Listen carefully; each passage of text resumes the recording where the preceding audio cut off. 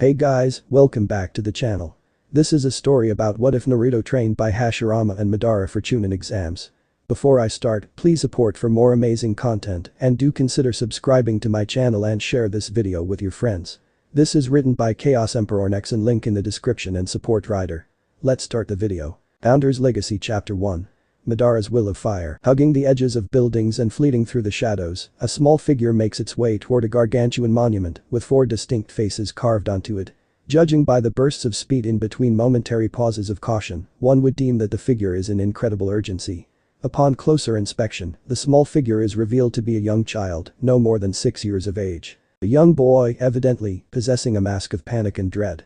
He glances over his shoulder, hearing the angry shouting of the villagers of Konoha, and quickens his pace. Kill the demon. Avenge our families. We must finish what the fourth started. He always hears their curses as he walks the streets. He constantly endures their angry glares and scathing looks. Yet, on this day, it is always worse. October 10th, the annual Konoha village festival that marks the day that the fourth Hokage defeated and killed the demon fox that assaulted the village 6 years ago and sacrificed his life to do it. Incidentally, this day also happens to be the young child's birthday. A taint of moonlight ripples down through ash-gray clouds, illuminating the boy's face in a pale and cold glow. He has soft features that accentuate innocence of youth yet, at the same time, are adorned with angular edges honed by emotional turmoil. His cheeks are faintly marked by thin lines resembling whiskers, nearly unnoticeable on his already fair complexion. Pale blonde hair that blends in with the moonlight in an eldritch fashion, wildly crowns his head. It is his eyes, however, that reign as his most prominent and memorable features. They are twin pools of sapphire that shine through his weak and sorrow-filled aura. They sparkle with a mischievous intelligence and radiate that childish mirth found in all but the most depraved young. However, if one was to closely inspect those eyes, one would be alarmed to find a different shade of his eyes touching the edges of his irises. Hard glacial ice was slowly creeping over the eyes. Uzumaki Naruto. Orphaned and alone, he is hated and loathed for reasons unknown to him. He has spent the years of his very short life hiding and surviving in an environment of abuse and suffering. He knows only anger and hate and feels only sorrow and angst, leading him to adopt a persona of a cheerful and vibrant prankster, which, in truth, is but a mask to draw attention to himself and hide the crushing grief he is burdened with. Man, oh man, why didn't I listen to the old man, he says in regret.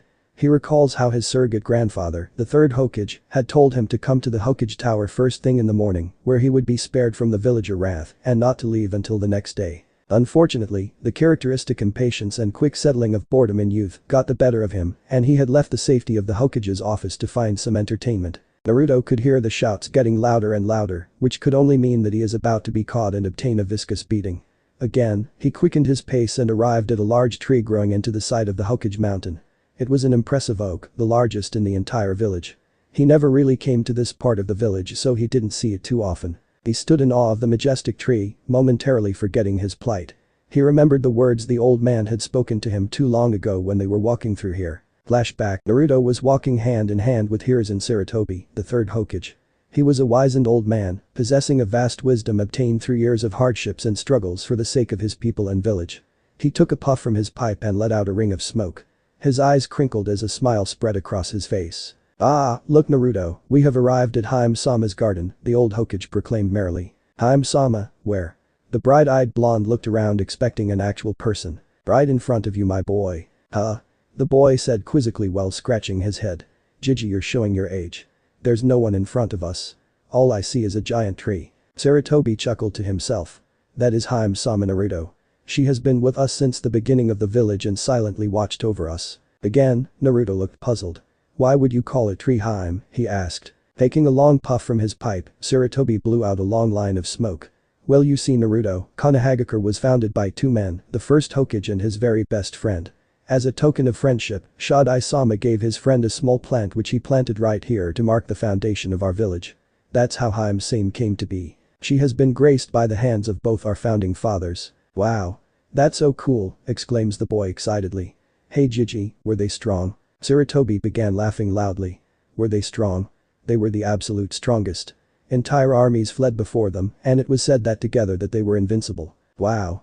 Did you ever meet them? Why yes. I did as a matter of fact. I met them when I was around your age. Truth be told, when they weren't busy running the village they were often found right here. I saw them here on many an occasion. Flashback end. Naruto was brought out of his reverie by the angry curses that were coming from behind him. Not wanting to take his chances on running away, he decided to climb and hide in the foliage of the tree.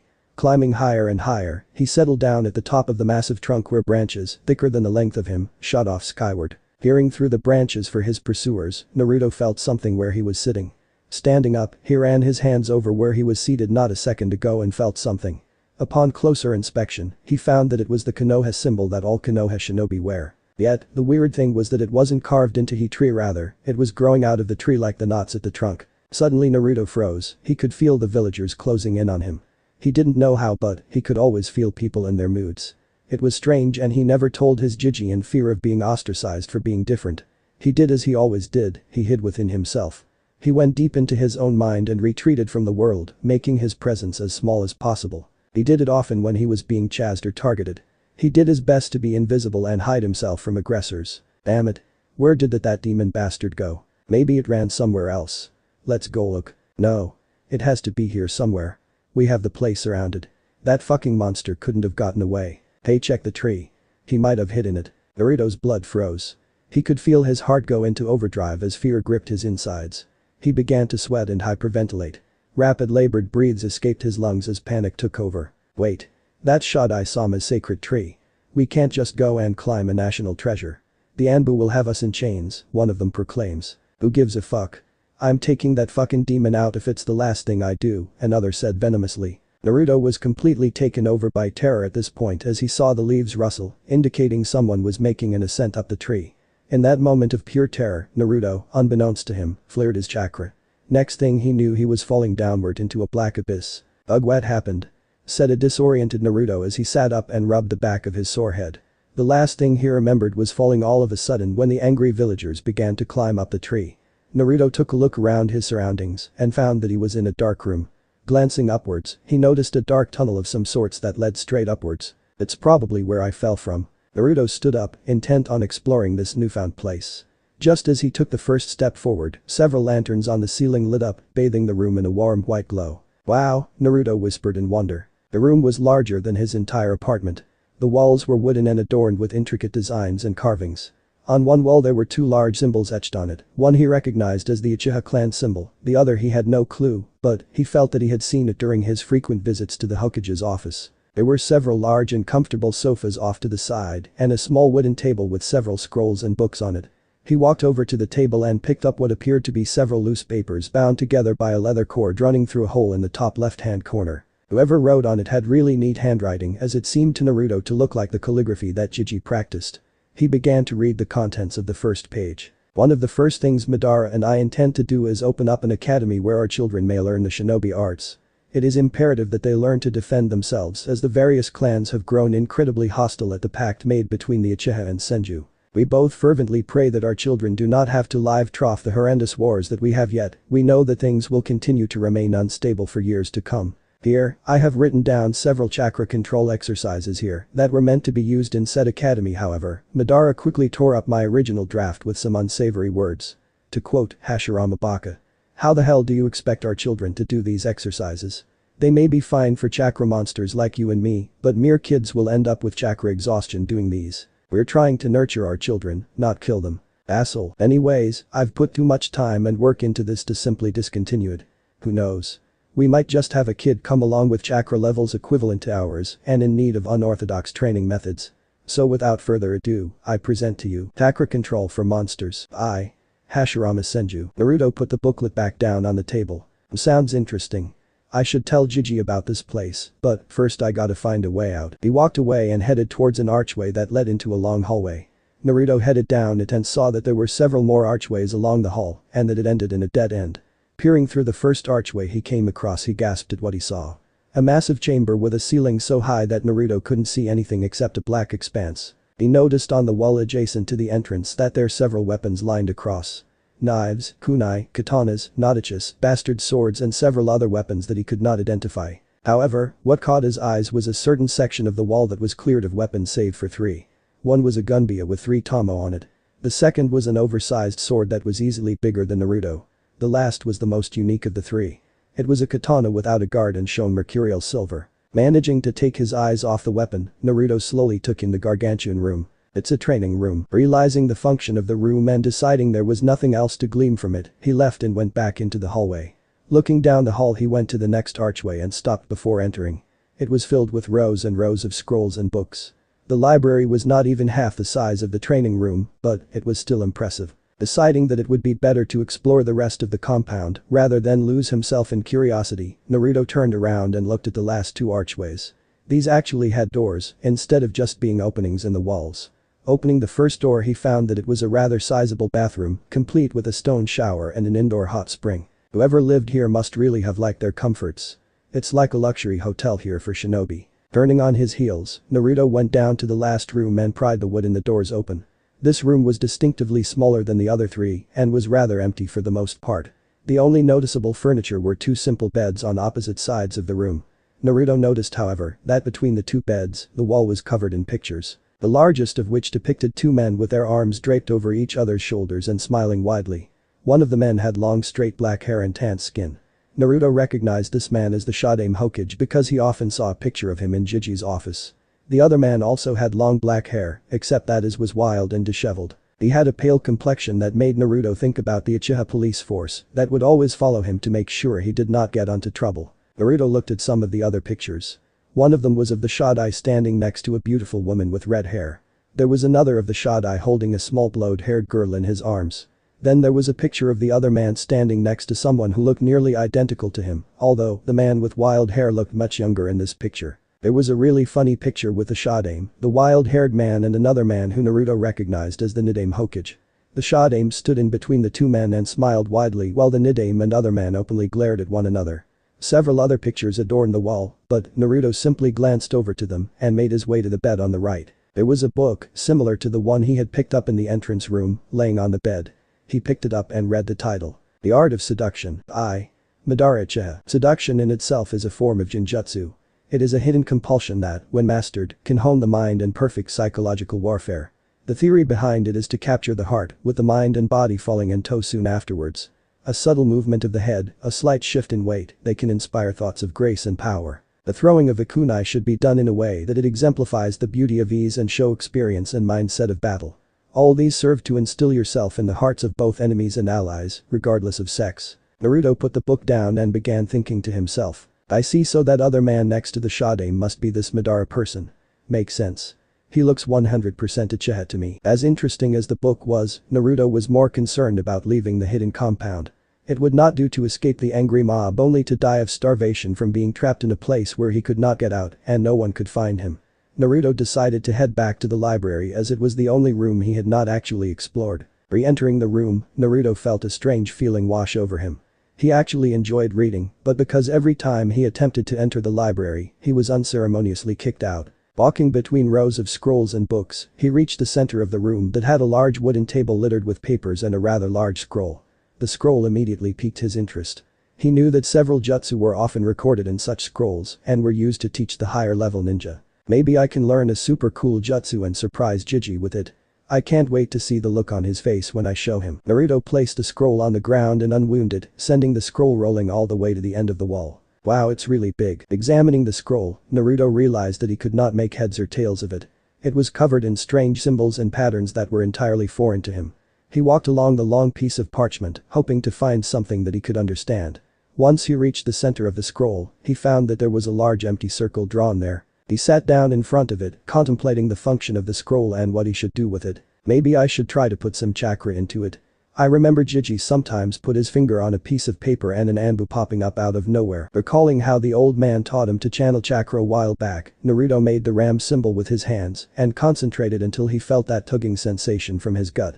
He then placed his hands on the scroll and did his best to send out as much chakra he could.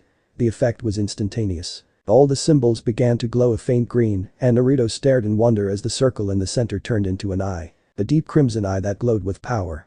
A small black pupil formed in the center, circled by 3 black tomo. Naruto was officially freaked when the eye began to move, shifting, looking around, until its gaze fell on him. The moment it saw him, it bulged and he couldn't help but stare at it. The tomo began to spin, and Naruto followed their cycle with his own eyes. Faster and faster they swirled, capturing him in their hypnotic dance until all he saw was a black expanse that quickly swallowed him. Naruto stood dazed, his mind a complete blank as he stared off into the black abyss. His face was completely impassive and his brilliant blue eyes were glazed over. In that moment no thought passed through his mind, no emotion fluttered in his heart.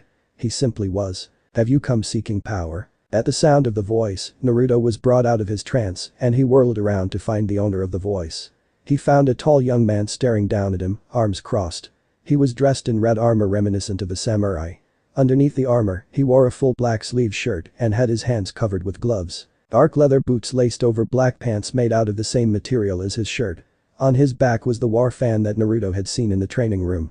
The young man had pale white skin and thick wild disheveled black hair. His eyes were the same as the strange eye that he last remembered seeing. Wide-eyed, Naruto breathed, Madara-cha, indeed little one. And who might you be? Madara's voice was sharp and strong, one that was used to giving out commands. You men Naruto Uzumaki sir, Naruto gulped. Madara's eyes narrowed and he studied Naruto up and down. Interesting. So my first pupil possesses neither his eyes nor his body, rather his chakra, Madara mused. As Naruto put on a confused expression, the Uchiha legend quickly snapped a question. Tell me young one, you found a scroll and channeled your chakra into it and then found yourself here did you not? Naruto simply nodded dumbly. That scroll is a training method Hashirama Senju and I developed so that we may train future generations without having to pull capable soldiers from the front lines to fill teaching positions. It is a work of genius on our part truthfully. Jutsu may be sealed away to be used on the battlefield without the expenditure of chakra or time-consuming hand seals, but what we did was far more complex. An intricate system of several seals coupled with a reverse matrix allows for the absorption of chakra and the casting of an indefinite space-time jutsu within a genjutsu. Madara said all this very smugly, but Naruto had no idea what he was talking about. He just continued to stare at the man, still attempting to process the fact one of Konoha's founders was standing in front of him. Upon realizing that Naruto had not understood a word he said, Madara simplified it for him. Scroll takes your chakra and converts it into mind then casts a genjutsu on you. Oh, Madara resisted the urge to shake his head. Still I'm surprised you activated it. It takes a large amount of chakra for the genjutsu to be cast. It is why Hashirama and I never utilized it. It is impractical for training young children. Hey, does this mean you're going to train me? Naruto asked excitedly. The idea of being trained by a legend was too good to be true. Madara stared at the young Uzumaki for a while. Taking in his bright smile and studying his childlike persona. Madara was not fooled. He could see past the mask that the boy put on. There was a deep grief hidden in those eyes. The glacial ice creeping into those star sapphire eyes had not gone unnoticed by him. Curious, he decided to test the child. Hold out your hand. I will ascertain your worth. Using my hand. How does that work? Madara's eye narrowed and Naruto's hand quickly shot out and he muttered an apology. This was not a man who you question, Naruto realized, because at that moment he became very frightened. He decided that it would be best to simply obey and shut up. Madara took hold of the boy's hand and closed his eyes in concentration. They stood in this position for several minutes until Madara dropped Naruto's hand and opened his eyes. Naruto couldn't help but notice that his eyes were filled with bitterness and also held an undercurrent of sadness. The Uchiha himself was sorting through the memories he had just viewed in Naruto's mind and suffice it to say, he was pissed. It seems we failed old friend. According to this boy's memories, our clans are practically extinct and Konoha has degraded into the bigotry and ignorance that led to the very loss of our families. The very thing you and I fought so hard against. Sighing, Madara took in the sight of the boy in front of him, so filled with hope and innocence. A profound sadness washed through him at the realization at what the very village he worked so hard to create did to this child. He couldn't help but remember raising Izuna, who had that same smile. It was disturbing what the young Uzumaki went through. It was just as bad, if not worse than his own childhood of constant war and bloodshed. No, it was definitely worse. Madara had been raised in war, this child had been abused in peace and false safety. I have gone through your memories young one, and I've made a startling discovery. Naruto's smile faltered. Did I fail? Tell me Naruto, do you know what the Bijuu are? Bijuu, the young boy asked innocently. You mean like the nine tails? Indeed, the Kyuubi is amongst the Bijuu. They are beasts of unimaginable power. During my time, Hashirama and myself were the only ones capable of subduing one. Naruto smiled up at the Uchiha and said, yeah but, the fourth managed to kill the Kyuubi. No. He did not. Huh? The Bijuu are living masses of chakra. They do not possess a soul like other living creatures. Therefore, they cannot be killed. As embodiments of nature they are truly immortal. This was nothing like the story that Naruto had heard from Jiji. If the fourth didn't kill it then what happened? Madara, having made his decision, began laying the foundations of his recently formed plan. They cannot be killed but they can be sealed. However, a creature as powerful as the Kyuubi can only be sealed in a human. More so, that human must be very young so that its flexible chakra coils can adjust to the Bijuu's chakra, else they will die and release the Bijuu. You mean to tell me that the fourth Naruto never finished his sentence as realization dawned on him. The curses, the hate, the way he was always called demon. Then there was how his birthday perfectly coincided with the day of the Kyuubi attack. Naruto couldn't say anything. He was abused his whole life, and the people who he had actually trusted had lied and betrayed him. Tears formed in his eyes, but before they could spill out, a harsh voice entrapped him. Naruto Uzumaki. Madara's eyes glowed crimson and he crossed his arms. He stood tall and proud, his face etched in a grim mask. I have seen men 5 times your age and veterans of many battles who would have ended their own life if they were forced to go through what you have. You have an unyielding will and a very noble bloodline to back it up. I will offer you a deal. A deal? Naruto sniffed as he wiped away unshed tears. Yes. The scroll has converted enough of your chakra into my own to allow me to perform ninja no Umarekawari no Jutsu. What does that do? It allows me to send all of the chakra I have into your body, modifying it into my own. Madara had to suppress a chuckle at Naruto's look of horror. Do not worry, you will not turn into me, but rather, it will be as if parts of your physiology will change to resemble my own. Almost as if you were my child who inherited my genes. The change will not happen all at once but gradually over a period of few months. You will inherit my knowledge as well as my powers, which coupled with your Uzumaki and Senju blood, will make you stronger than I ever was. Naruto mulled it over in his head. He could gain the powers of one of the most powerful shinobi to have ever lived in exchange for some changes in his body that were bound to change anyway due to human growth. What do I have to do in exchange? You did say deal. Madara smirked. Smart child. In exchange for my power I want you to destroy Konoha and rebuild it as the way it was meant to be. Naruto looked thoroughly shocked at what Madara had said. What do you mean destroy Konoha? Madara simply shrugged. The means will be up to you, but I have seen Konoha in your memories and it is not the one that I worked so hard to strive for. Hashirama and I gave up a lot for the village and in no way did we mean for it to turn out like this. My terms are this: realize the dream of the Uchiha and Senju clans by making Konoha the most powerful village. Make it so it longer has to suffer the loss and tragedy of war. If an enemy does emerge, our power must be so great that simply by turning our gaze on them, they will falter in despair. Naruto crossed his arms and tilted his head as he thought about. In all honesty, Madara was pretty much asking him to become Hokage, which was already his dream. Looking up at the legendary Uchiha, Naruto nodded and said, deal. Perfect. Madara smiled as his Sharingan began to spin madly. Chapter 2. Deception. Chakra in its simplest and purest form desires one thing: balance. Push and pull. In and out. Yin and yang. Such is the principle that the world is based on, and it is what keeps it functioning. In my meditations I have found that therein lies the greatest potential for shinobi. By utilizing what I like to call true chakra, a human can unlock a newfound power and untapped potential. The difficulties, however, is that humans, over time, have come to develop elemental affinities through constant use of jutsu. A single person becomes fond of a certain element and utilizes it throughout their life. This causes elemental chakra to build up within the body, which becomes an inheritable trait to any offspring produced. I speculate that is also the source of those abilities that are unique to bloodlines. However, the elemental affinity is both a curse and a blessing, as it gives way to techniques of respective affinity while, at the same time, converting true chakra into elemental chakra. It is a great loss because true chakra can be so easily tainted and difficult to store within the body, yet its effects and benefits are astounding. I found that it greatly enhances the physical being, resulting in an increase of overall performance, strength, speed, stamina as well as superior senses. I have also found that it increases one's growth, even when said person is well into the prime of their life. Aging process is also significantly diminished, evident by the fact that at the age of 36 I look barely 25, and, if I manage to die a natural death, I believe that the human lifespan will also be increased a great deal. I theorize that perhaps the Uzumaki clan somehow has a hidden reservoir of true chakra within their bodies, hence their great vitality and unnaturally long lifespan. The only way to unlock true chakra is through intense meditation and excellent chakra control. The process is not unlike the one used for senjutsu, however, whereas natural energy requires an open mind to commune with nature, true chakra can only be found by turning one side inward. The chakra within the body must be refined by having the chakra circulate through the body at rapid speeds in fine and highly compressed waves. This is extremely dangerous, as if it is not done with the proper amount of control the body will be torn to shred from the inside and is guaranteed to result in death. After 2 hours of circulation, the elemental chakra will be forced out of the body. Slowly cease the circulation of chakra and allow it to spread to every cell in the body. When the body is saturated, continue to meditate and allow body to gradually adapt to the true chakra. Once the process has been repeated for several days and the body has become accustomed to it, you can seal true chakra within your body, allowing you to utilize in battle without fear of having it tainted by elemental chakra. Final excerpt, Hashirama Senju. Naruto closed the book after reading over the passage for the 23rd time. He couldn't help but marvel at the wonders that the Shodaime had discovered. Where the man found the time to experiment on jutsu and his crazy theories with all the wars he fought in, Naruto didn't know.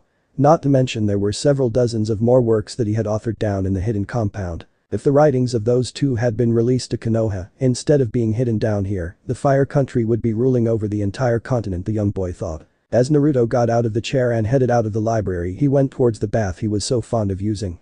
Entering the luxurious room, carved entirely of stone, he headed over to the counter and stripped out of clothes and carefully examined himself in the mirror.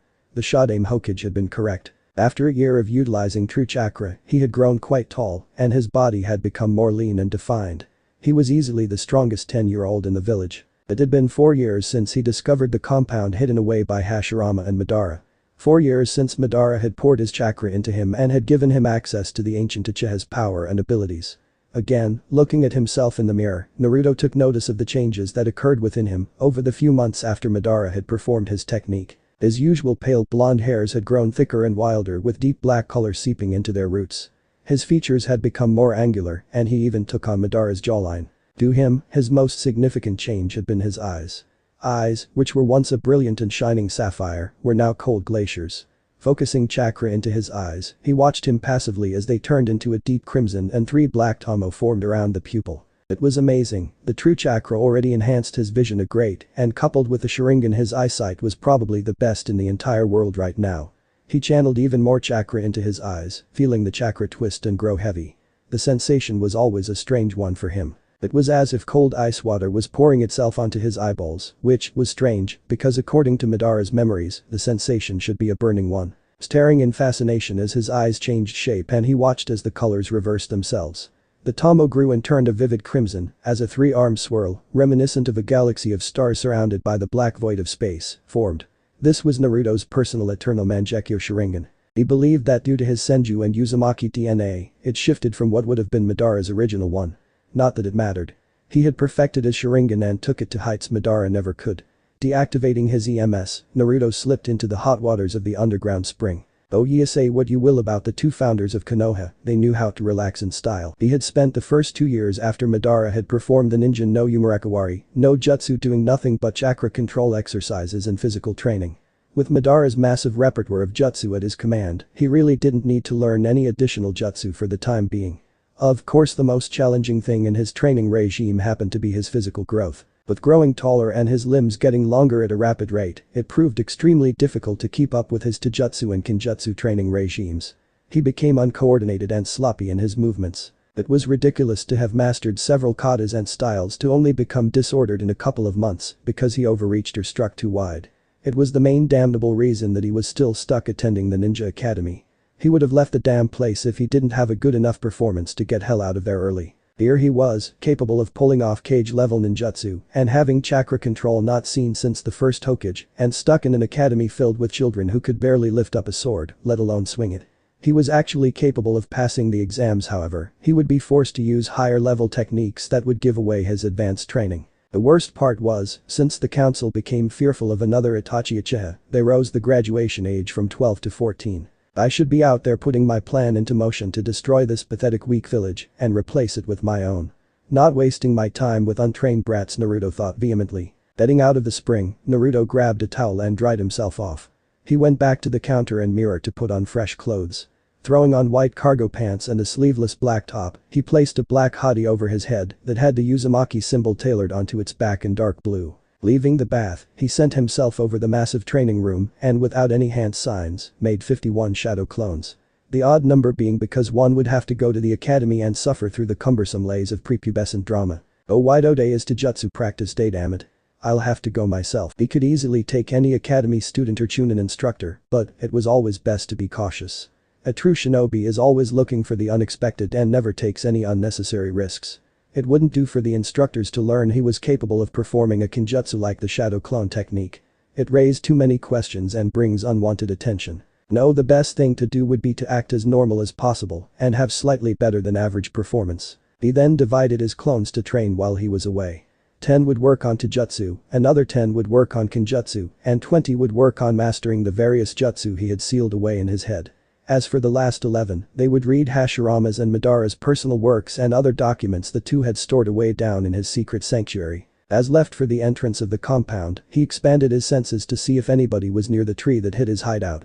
One of the great joys Naruto had discovered was that he was a sensory type and had prodigious skills in that field. Finding that there was no one around, he left and performed a shunsen to the academy with a sigh. As Naruto walked onto the academy grounds, he immediately felt several chakra signatures hidden away and following him. It had become a daily game for him and his clones to lose the Anbu that followed him around town to keep watch over him and make sure he kept out of trouble. Of course, right after class ended, his clones would go to the bathroom and dispel themselves, leaving behind a very peeved and confused Black Ops squad. At one point the Sandium had even asked if he would be willing to help train rookie Anbu by allowing them to use him as hunt and retrieve missions. The practice was discontinued when each and every one of them failed. Naruto glanced up at a tree where an Anbu was discreetly hidden away and waved towards him. There was a slight rustling of leaves to let him know that the Anbu acknowledged him. Over the years he had become familiar with their chakra signatures and had eventually let them know that he was aware of their presence. It was strange really, 90% of the village hated him, yet the division of shinobi that carried out covert and secret tasks under the direct authority of the Hokage shared a bond with him and accepted him. Hell, he was allowed to freely roam Anbu headquarters that was even off limits to most jonin. It was the only place, aside from the Hokage's office, that he was treated like a normal child. However, there used to be another group that followed him, but they had different chakra auras and practically no emotions traceable to his senses. They also looked different. For one, their masks weren't animal-themed, rather, they were entirely blank and had no engraved upon it. Not knowing what to do about them, he actually went to the old man to ask about them when he was around 8 years old. Granted, he had to indirectly inform the elderly Hokage that he was a censor, but it was worth it. Naruto inwardly smiled at the memory that led up to that particular visit. Flashback, Naruto made his way up to the Hokage's office and nodded at the Anbu standing guard as he was regularly seen coming and going. Continuing down the hall, he went straight for the door and being stopped right as he reached the doorknob. "Hey. Who do you think you are? You can't just enter the Hokage's office. You need an appointment." Naruto turned to find a middle-aged lady with too many layers of makeup staring down at him with anger and disgust, plain as day on her face. Wonderful, Naruto thought. A new secretary. Guess this one hasn't been trained yet. And besides, the woman sneered in a hushed tone.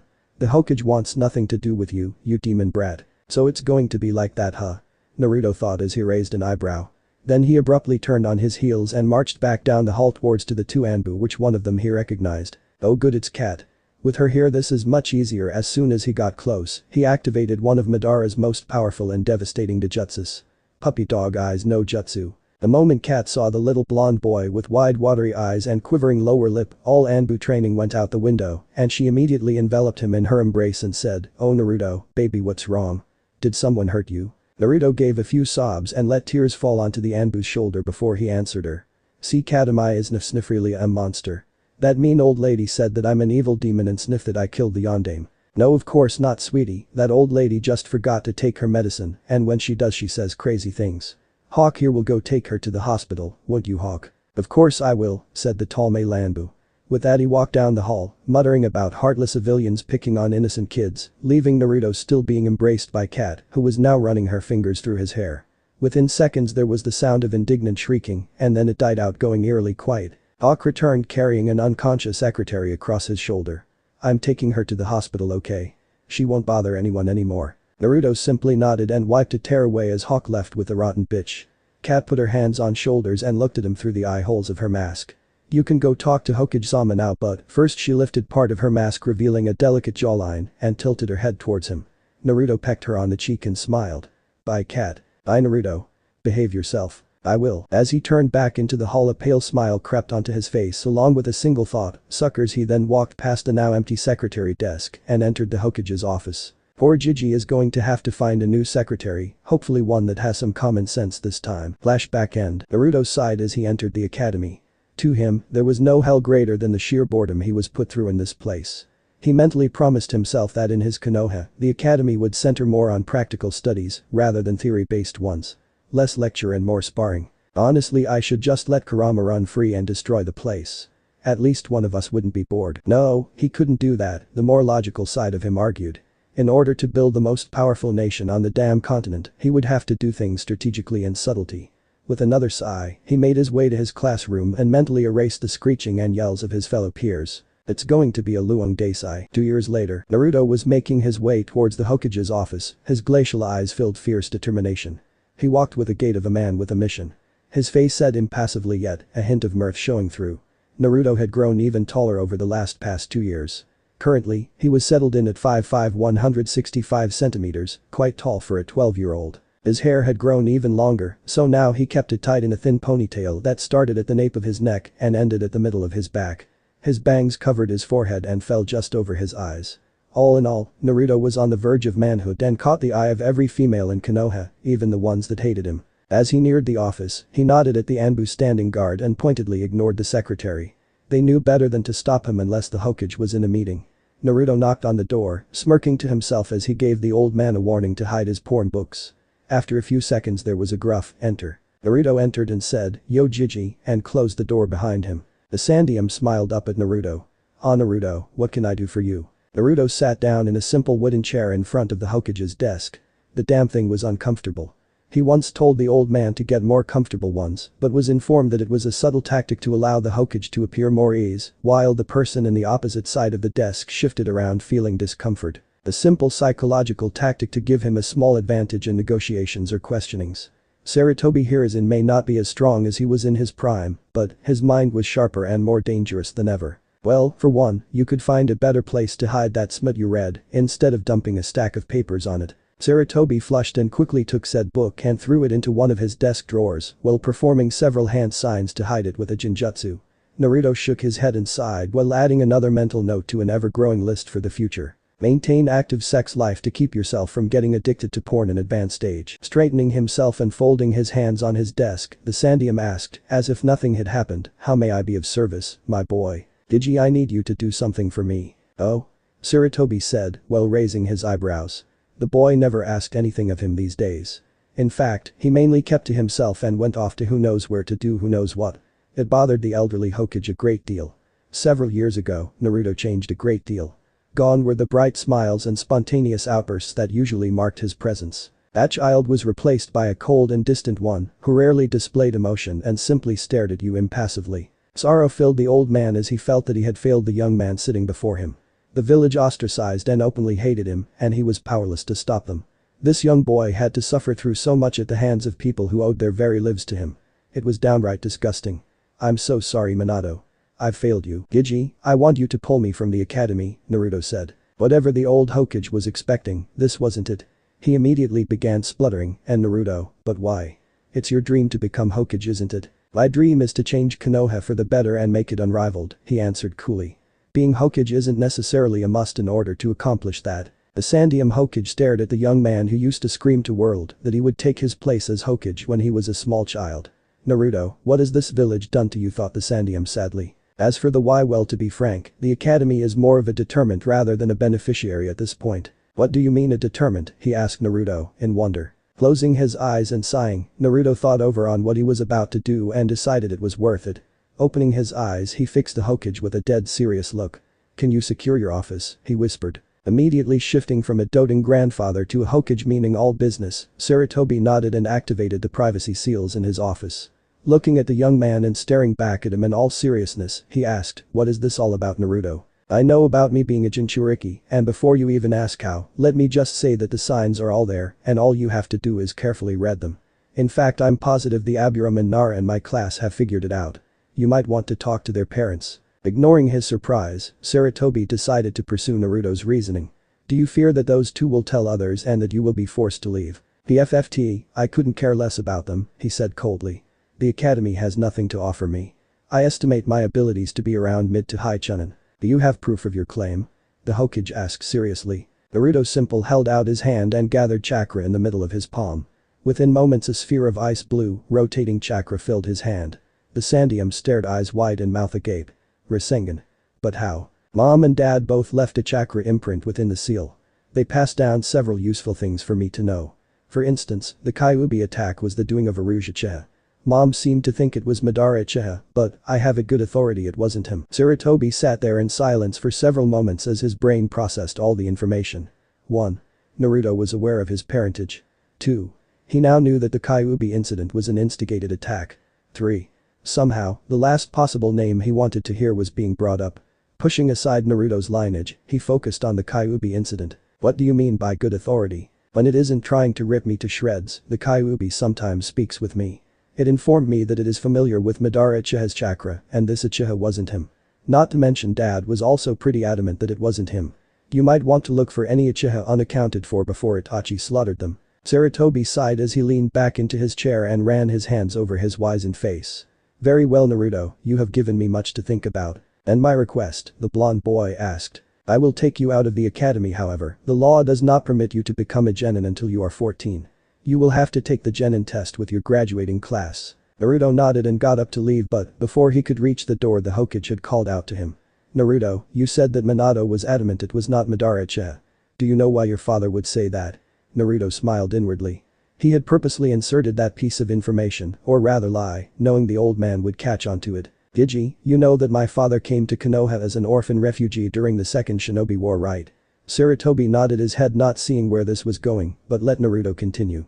Well actually my dad was sent to Konoha by his sickly mother after his father died, so that he would be safe. Sarutobi frowned to himself. That wasn't the story that Minato had told him numerous times over the years. You see Gigi, Dad's dad, my grandfather, just happens to be Madara Uchiha, and the two of them were apparently quite close. The Sandium Hokage gawked at Naruto in bewilderment. His reaction was quite hilarious, and if Naruto wasn't in the middle of an Academy Award-winning performance, he would have laughed. Why you can't be as serious Naruto? Sarutobi spluttered. Naruto closed his eyes in a silent sigh, and the Sandium stared in horror when he reopened them. A pair of fully mature crimson Sharingan stared at the old Hokage. Ironic isn't it? The Leaf's greatest hero happens to be the son of its greatest traitor. Sarutobi was mentally exhausted at this point. Naruto had let on just one startling revelation after the next. To think that Minato of all people was the son of Madara Uchiha was a near impossible concept. Yet, he was Naruto. Minato's son was staring down at him with a Sharingan. Gigi. I am not in the habit of handing out family secrets. I trust that you will keep this to yourself. All of it. Sarutobi simply nodded absently, still attempting to absorb the shocking revelation about his predecessor. Good. Also I would like to tell you that I do not begrudge you on your choice to keep my parentage secret. It's bad enough that Konoha hates me, I do not need Iwa and Kumo on my ass as well. Falling out of his thoughts, the Sandium fully realized the weight of Naruto's words. I am sorry Naruto. I really wish to tell you but your safety was paramount. I also wish that I could have announced it to the people to keep you from being hated, but the elderly Hokage sighed as his shoulders slumped. No need for apologies. I will be going then. The Sandium was shocked, again, when Naruto seemed to be sucked into a hole in the air and simply disappeared without a trace. That boy is bad for my heart he thought to himself while chuckling. The sun was setting behind the Hokage monument, making the lone figure sitting on top of the Yondium Hokage's face invisible. Said figure had a maniacal smile spread on his face that, if seen by the Konoha civilians, would ensure mass panic and mayhem. The old man's guilt makes him easy to manipulate. Sentimental old fool. His actions have divided the village into numerous factions. Clans, civilians and shinobi groups are so busy vying for power that they leave Konoha weak. The space a few feet from Naruto became distorted and one of his clones walked out. It walked over to him and handed him a scroll. The documents you specified are sealed within, said the clone before poofing out of existence. Naruto smirked as the clone's memories were added to his. The documents were entirely legal. Though the method of obtaining them were entirely illegal. The end justifies the means after all. Time to pay a visit to one dad's old friends, Naruto muttered to himself. Standing up, he swallowed himself in Kamui as the maniacal smile reappeared onto his face. Phase 1 of his plan had begun. Chapter 3. The first domino. Drip dot, drip, drip dot drip. Slowly, a pair of eyelids lifted, revealing eyes akin to the northern seas, captured in the frigid white wastes of the poles. Glazed over, not fully aware where they are, the eyes watched as ripples traveled through the water below and flow into seemingly endless darkness. Drifting there for several moments, the eyes simply stare off into nothingness. No thought could be discerned from them, nor any brief fleeting of emotion. Apparently empty as the space they were currently located in. Yet, a subtle shift in the ripples causes the eyes to stir. As the glaze over the eyes drifts away, the water below begins to slowly frost away, and, as the eyes completely clear, the entire scape turns into a frozen expanse of snow and ice. The darkness recedes, leaving a pale gray sky streaked with hues of gold and pink. I don't see a battle raging outside. If that's not the case, what's with the visit? Getting lonely, Brad? A single icy eye peers through blonde locks over a black-clad shoulder towards the direction of the heavy and deep voice. Turning completely, the eyes stare up unimpressed at the sheer mass of blood red, clashing terrifically with the white and blue realm. Resting upon colossal human-shaped claws rippling in crimson fur, an equally massive head sporting a Cheshire grin filled with man-sized fangs, took over the vision of the glacial eyes. Peering into the cold eyes was another pair of the opposite affinity. Seeming of raging fire as scarlet irises pushed against ink-black slits. Each color trying for dominance. The sound of pulsing gales came around as tails rose like great leviathans and thrashed about. Sorry. Got lost in thought. Didn't mean to disturb you, the softer yet equally strong voice responded. The snow reverberated as a dark chuckle raced across the hollow field of ice. Then I suggest you leave, the powerful voice growled in amusement. The little snake is about to ensnare you. With that, a massive claw smashed down onto the opposite eyes and the body they belonged to. Naruto's eyes snapped open as he was forcibly ejected back into reality. He glanced at the halls covered in dark gray tiles and realized he was walking down an Anbu headquarters corridor. Before he could recall his intentions, a soft pair of somethings were pushed against his back as arms encircled his waist. Immediately a mask of annoyance fell onto his face as his cheek was squished together with another person's. Naru-chan. Were you planning on leaving without seeing little Olemi? A sultry female voice whispered in his ear. Anko, Naruto replied curtly. Oh, no need to sound so cold, Naru-chan. Say. How do you get your skin to be soft and creamy? Anko asked while continuously rubbing her cheek against his. Naruto closed his eyes in a silent sigh of annoyance. You know, most women would kill to have skin like yours, not to mention the pleasure of feeling it rub against them during a hot and steamy night. At this point, Anko's hands had entered his kimono top and were now freely exploring his pale chiseled chest. 1. I wouldn't know anything about that. 2. You're molesting me. Anko had now moved her head down and was slowly nuzzling his collarbone with her chin. How cute, Naru-chan. Are you saving yourself for your one-sama? And it's not molestation if you're enjoying it, Anko whispered seductively. Unresponsive, Naruto turned his neck and bit Anko's exposed ear. Hard. With a yelp, she sharply elbowed him in the solar plexus and he was forced to let go. She then swiftly turned, neatly tripping him in the process, and quickly mounted him, giving him a full view of her. She was a beautiful young woman with purple hair, barely into her 20s, and was wearing a long pale yellow trench coat over an armor mesh shirt and a miniskirt that was more mini than skirt. In the few seconds Naruto had been appreciating her assets, Anko hit him pinned to the floor with ninja wire and kunai. Normally this would have been easily avoidable for Naruto, but he had to keep up with his facade of being only Chunin level. Anko had proceeded to undo Naruto's kimono top and slowly traced the tips of her fingers across the smooth muscles of his abs. Anko, Naruto deadpanned. She stopped to stare at him.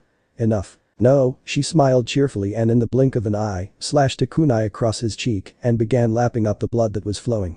However, due to Naruto's accelerated healing, the wound quickly closed. In response, Anko gave an insane smirk. That's what I love about you, Naru-chan. I can keep cutting you and cutting you. As soon as she said that statement, she slowly drew a line across his chest and began dragging her tongue across the ruby droplets that formed. You really should stop doing this, Anko. Oh, but Naru-chan, it's so much fun. If you keep this up, one of these days, I'm going to rape you, he said in a completely cold and neutral voice. Anko felt shivers travel up her spine and looked down at the bound young man with angelic features, with deep hunger embedded into her eyes. She began grinding her hips across his lower abdominals. Naru-chan, she moaned. You're making me horny. The shadow of a smile crept onto his thin lips. Bye, Anko. Anko went wide-eyed and said, don't you da poof. Before she could finish her sentence, Naruto burst out of existence in a cloud of smoke, leaving Konoha's snake mistress livid and streaming curses loud enough to be heard throughout the Anbu HQ. Sitting on top of Anbu headquarters, the corners of Naruto's mouth twitched as the Shadow Clone's experience was transferred to him. If it wasn't for the fox's warning, he'd be trapped with a sadist with a snake fetish. He made a mental note to allow the fox to have some fun in the future and cut it loose for a short amount of time. Inhaling silently through his nose, Naruto surveyed Konoha from his vantage point. Anbu headquarters was located behind the Hokage Tower, close the gargantuan monument. About a quarter of a mile away was the Torture and Interrogation Department building. Housing several captured foreign shinobi, traders and whoever ended up on the bad side of the Hokage. The three buildings, the Hokage's Tower, Anbu HQ and the T-Building, were the most secure buildings in the village. Of course, Naruto could easily sneak in and out of the buildings with ease. His stealth coupled with his sensory abilities made him the best infiltrator in the nation. In fact, once the Anbu knew of how he had left the academy, they had immediately taken their favorite blonde for further training under their watch. The Hokage, for the last 3 weeks, had to deal with several of his Anbu captains, pleading with him to allow Naruto to be drafted into Black Ops. His natural talent would make him perfect for infiltration and assassination missions. As Naruto sat, gazing outward and taking in the peaceful scenery, he felt a chakra signature appear behind. He slowly moved his head to gaze over his shoulder at the person and found an Anbu with a sparrow mask. The Anbu winced as the cold frozen eyes locked with his own. He knew of the boy but interacted with him very little. A lot of the upper-level Anbu were on friendly terms with him, but the rest normally stayed away. The kid had an aura that screamed danger to the elite shinobi. The way it was so cold and even oppressive gave him the presence of a silent killer. It was an all-too-familiar aura. Identical to one of Konoha's greatest traitors, Itachi Uchiha. Breaking away from that frosty gaze, the Anbu felt shivers travel through him. Uzumaki Naruto, you are to report to the Hokage's tower and immediately make your way to the council chambers. Clear and concise, the Anbu delivered his message as he was ordered to. However, Naruto simply returned to look back at the rooftops of Konoha, acting as if he had never heard the Anbu.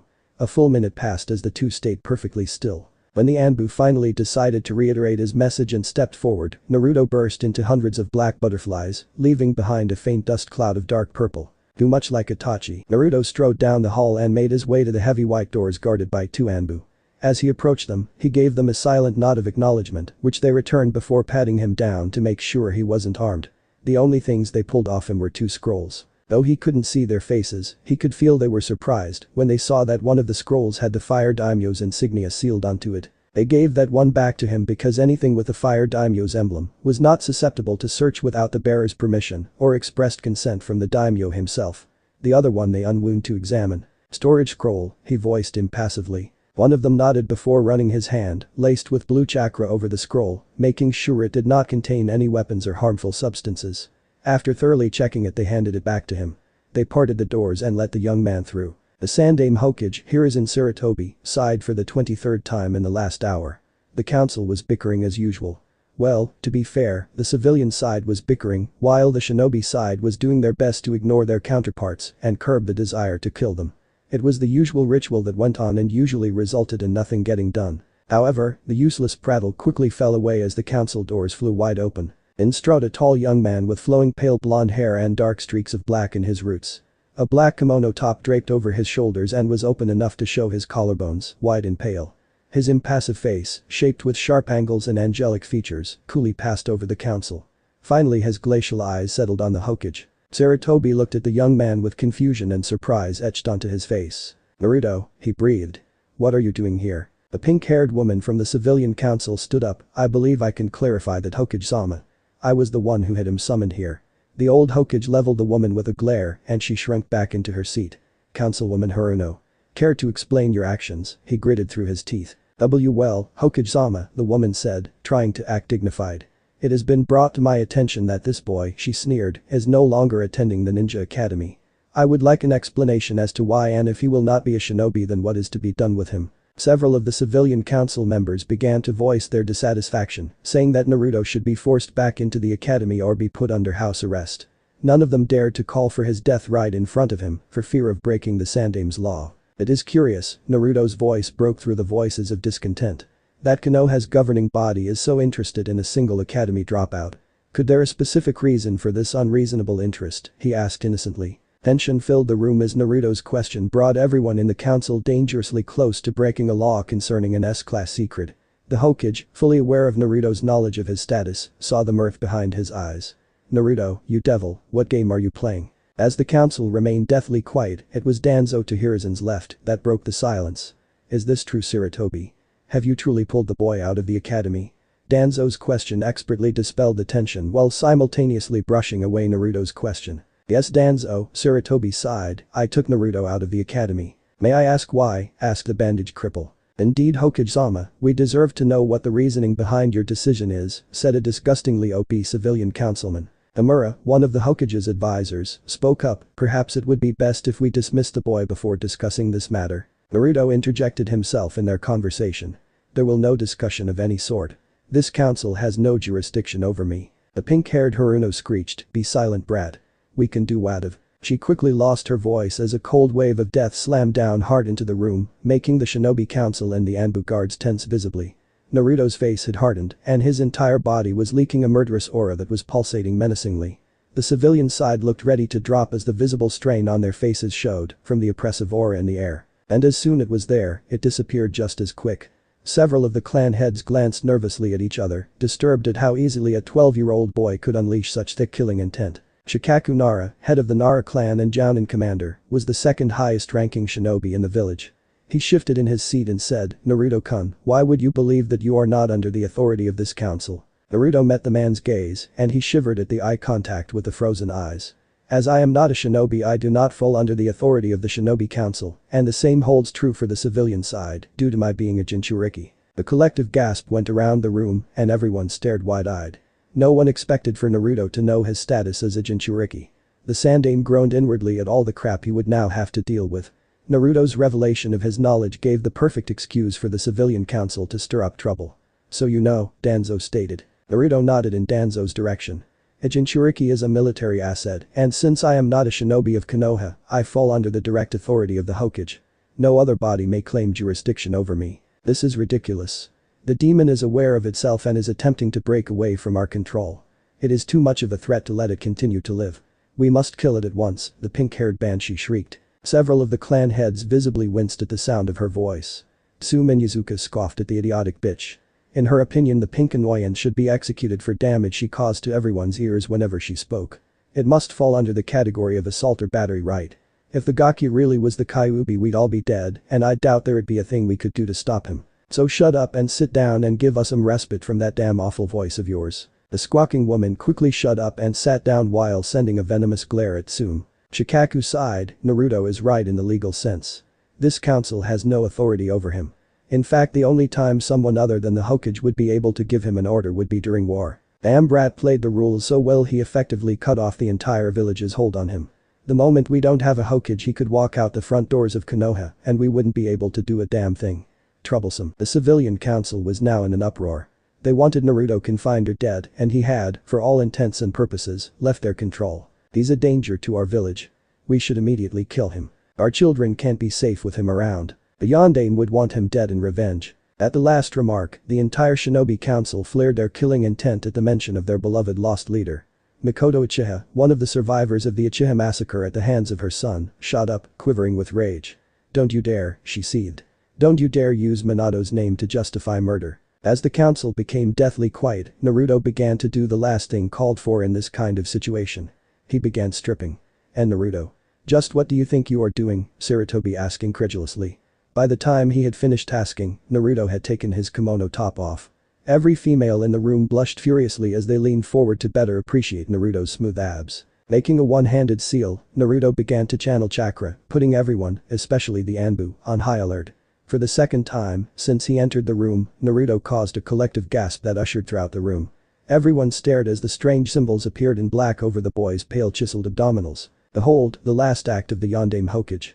"The seal that prevents the Kyuubi from running rampart," Naruto stated with his head held high, as if the seal was some sort of badge of honor. Many people shifted nervously and averted their gaze, as if the smallest act could break the seal and let loose the monster that nearly ended them all. "Boy Gigi. Mind telling us all what kind of seal this is?" Sarutobi frowned and said, "It is an 8-trigram seal designed by the Yondaime Hokage himself. I would know. I was present at the sealing myself." Naruto nodded to himself and turned his gaze toward Danzo.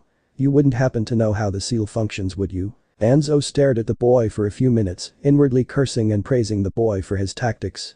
If he said he didn't, he would appear less knowledgeable than Hiruzen and would be deemed weaker. He couldn't lie, not with Hiruzen, Hamura and Kaheru sitting right next to him. They know how the seal functions and would immediately challenge him if he spoke false. Clever brat. He's having me reinforce his position by making it seem I'm on his side.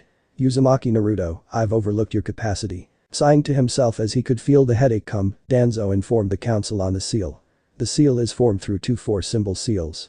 One siphons chakra from the host to uphold the seal, as it needs to be constantly reinforced to keep the Biju captive. The other works in the opposite way, siphoning the beast's chakra and allowing the host to access its power. Hence the reason Jinchuriki are considered the ultimate weapons of war. Naruto gave an infuriating smirk to Danzo before turning toward Shikaku and asking, "Nara-san. What do you think would happen to the seal if said host was killed? It would be troublesome, he offered in a bored tone. Lazy ass, everyone in the room thought together. Would you care to clarify? Shikaku Dono asked a curious Hiashi Hyuga. With a sigh, Shikaku explained, with the host dead, the seal would no longer have a constant stream of chakra to support it. It would fail and release that troublesome fox. Everyone in the room went tense and cast a glance at Naruto. The more clever people in the room realized that Naruto effectively bargained for his life by holding the entire village hostage. A single thought went through their heads. This boy is dangerous. Well, there you have it, ladies and gentlemen of the council. By all means. Go ahead and kill me. Just remember that when you do, you'll be faced with that damn fox, and it's stronger than ever, Naruto said with a vicious gleam in his eyes. Silence filled the room as cold dread settled in every person in the room. Naruto, Sarutobi deadpanned. What do you mean that the fox is stronger? Hurrying towards the shinobi council, Naruto's face became hard and impassive. His angelic-like face accentuating the cruel edges of his features. You were all there, he stated in a cold hard voice. Deeper and more powerful than what he had used before. What was it like? To be in the presence of the Kyuubi? The shinobi shifted in their seats uncomfortably, preferring not to remember the events of that night 12 years ago. Pale and sweating, Inoichi Yamanaka whispered, it was horrifying. I couldn't even breathe. Just looking at it suffocated me. I thought he was going to go insane with fear. Tao's Akamichi was the next one to speak.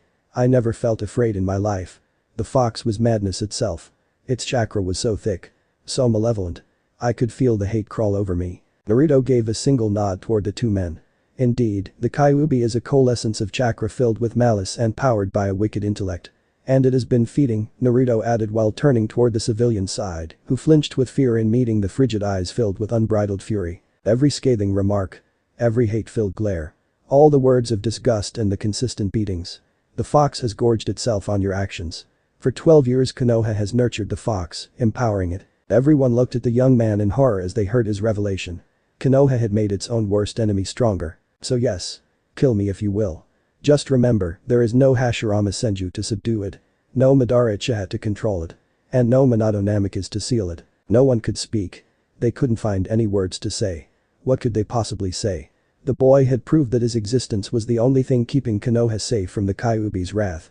And now he tells them that their actions have actually caused the monster to become stronger. The shinobi felt that they had failed the village horribly and were wallowing in guilt. The civilians were sweating bullets in realization that they made an enemy out of Naruto and had caused a possible catastrophe for their livelihoods. Well, Uzumaki-san, you have given us much to think about, Anhamura began, but Naruto cut him off. Don't start thinking just yet. I haven't said everything I came to say. In fact, this whole topic was brought up by your side. It's time I changed the subject to what I want it to be. The Sandaime groaned to himself inwardly. Naruto had even more to say. Wasn't it enough he just shattered every council member's ability to create a coherent thought for the next week? I'm going to need a lot of sake and several volumes of Icha after this. Sarutobi glanced at Naruto and saw him fix his kimono. Once he was done, he pulled out 2 scrolls and tossed them both to him. Sarutobi's eyes went wide as he saw that one scroll had the Fire Daimyo's insignia. This can't be good. A storage scroll first, if you will, Jiji, Naruto said. The Sandaime opened the scroll and released the seal on it, causing a manila envelope to appear. Throwing Naruto a quick apprehensive look, the Hokage emptied the contents of the envelope and frowned heavily at what he saw. Naruto, he said in a warning. Naruto simply ignored him and said, an official birth certificate and DNA test results to confirm that I am the son of one Kushina Uzumaki. Needless to say, the entire room was filled with hushed whispers. Sarutobi on the other hand was racking his brains trying to figure out how Naruto got a hold of these documents. All documents pertaining to the birth of Naruto Uzumaki and any health records were firmly secure as S-class material. Only he and the head of the Mednin had access to those files. How on earth did Hoff course? He used that blasted Sharingan of his. Oh, he and I are having a serious talk after this. That's not possible, someone said amidst a storm of whispers. Sarutobi looked up to see Mikoto Uchiha trembling with unshed tears in her eyes. You can't be, she whispered. Kushina died with her child during the Kyuubi attack. My mother did die, but not before giving birth to me, Naruto said solemnly. A sob broke through Mikoto as she put a hand to her mouth and tears flowed from her soft onyx eyes. She just couldn't help but take in the sight of her best friend's son. Kushina had been a sister to her. Then her eyes widened as she realized something and she said quietly to herself, if Kushina is your mother then, Mikoto. Shikaku snapped while his eyes were fixed to the floor. He then added softly, now is not the place. You knew, she asked accusingly. You knew. And you didn't tell any of us, you didn't tell me. Shikaku, you can't possibly mean, Inoichi asked as he glanced back and forth from Naruto to Shikaku. Shikaku kept his bow and continued to stare at the floor. Dear heavens, Hiashi breathed. How could I not notice, Tsume asked. The Gaki was a carbon copy when he was younger. Still kind of is. The civilian council had been staying quiet since the Kyuubi ordeal, but that didn't deter one pink banshee. Hokage-sama, as a member of this council I demand to know what's going on. Makoto whirled to face Haruno and screamed, shut up you pink-haired slut. This doesn't concern you. Any of you for that matter. How dare you, she screeched back. I am a. Enough. The Hokage's voice cut through the room, imbued with a surge of killing intent. Everyone sat straight in attention. The old man was gone, replaced by the warrior who had lived through all 3 shinobi wars. Makoto, however, was not going to be discouraged. Hokage-sama, they were practically family too. This, Naruto's voice cut through, neutral and perfectly controlled. He did not meet Makoto's gaze and simply looked forward. Is a private matter. It should be discussed in as such. Makoto stared at the boy who was all that remained of her best friends for several moments before nodding her head and sitting down. Jiji, the other scroll if you please. Sarutobi broke the fire daimyo's seal and read the message contained there. Rereading it a few times, the Sandaime put the scroll down and put on a thoughtful face. After a few seconds, the Hokage chuckled and said, Naruto. Yes. You know you would make a fine Hokage, right? Paperwork isn't really my thing, said Naruto with a hint of a real smile for the first time since entering the council chambers. Sarutobi just chuckled again. Suffice it to say, none of the council was too happy being left out of the loop and the building suspense was killing them. Danzo least of all. How long do you intend to keep us waiting? Out with it, Sarutobi. The Sandaime merely rubbed his temples before launching into the fire daimyo's message. Hashirama Senju and Mito Uzumaki had 2 children. 1 son and 1 daughter. The daughter married back into the Uzumaki clan and gave birth to a daughter who was Kushina Uzumaki. Naruto, being the son of Kushina, is a direct descendant of Shadaime-sama and as such is a member of the Senju clan. And seeing on how the current head and only survivor of the Senju clan, Tsunade Senju, has not been in Konoha for over 15 years, Naruto is to take her place as clan head until her return. All titles, rights and property are to be transferred over onto his name. Oh yes, and all lands and holdings the Fire Daimyo has had in his guardianship that belonged to Uzumaki clan until a proper heir could be found will also be filed under Naruto's name. Naruto will from now on be known as Naruto Senju and will be granted a senior position on the Konoha Council as the Senju and Uzumaki clan heads. Giving him 2 votes on the council, I might add. Of course, all this by the order of our benevolent daimyo, Sarutobi reiterated with a smile. Everyone had their jaw on the floor.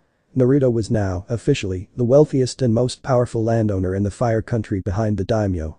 He walked in an orphan and now he's going to walk out the richest person in Konoha. Hiruzen, why you can't possibly be serious, Homura spluttered. The Sandaime Hokage simply shook his head in mock apology. It's entirely airtight and legal, I'm afraid.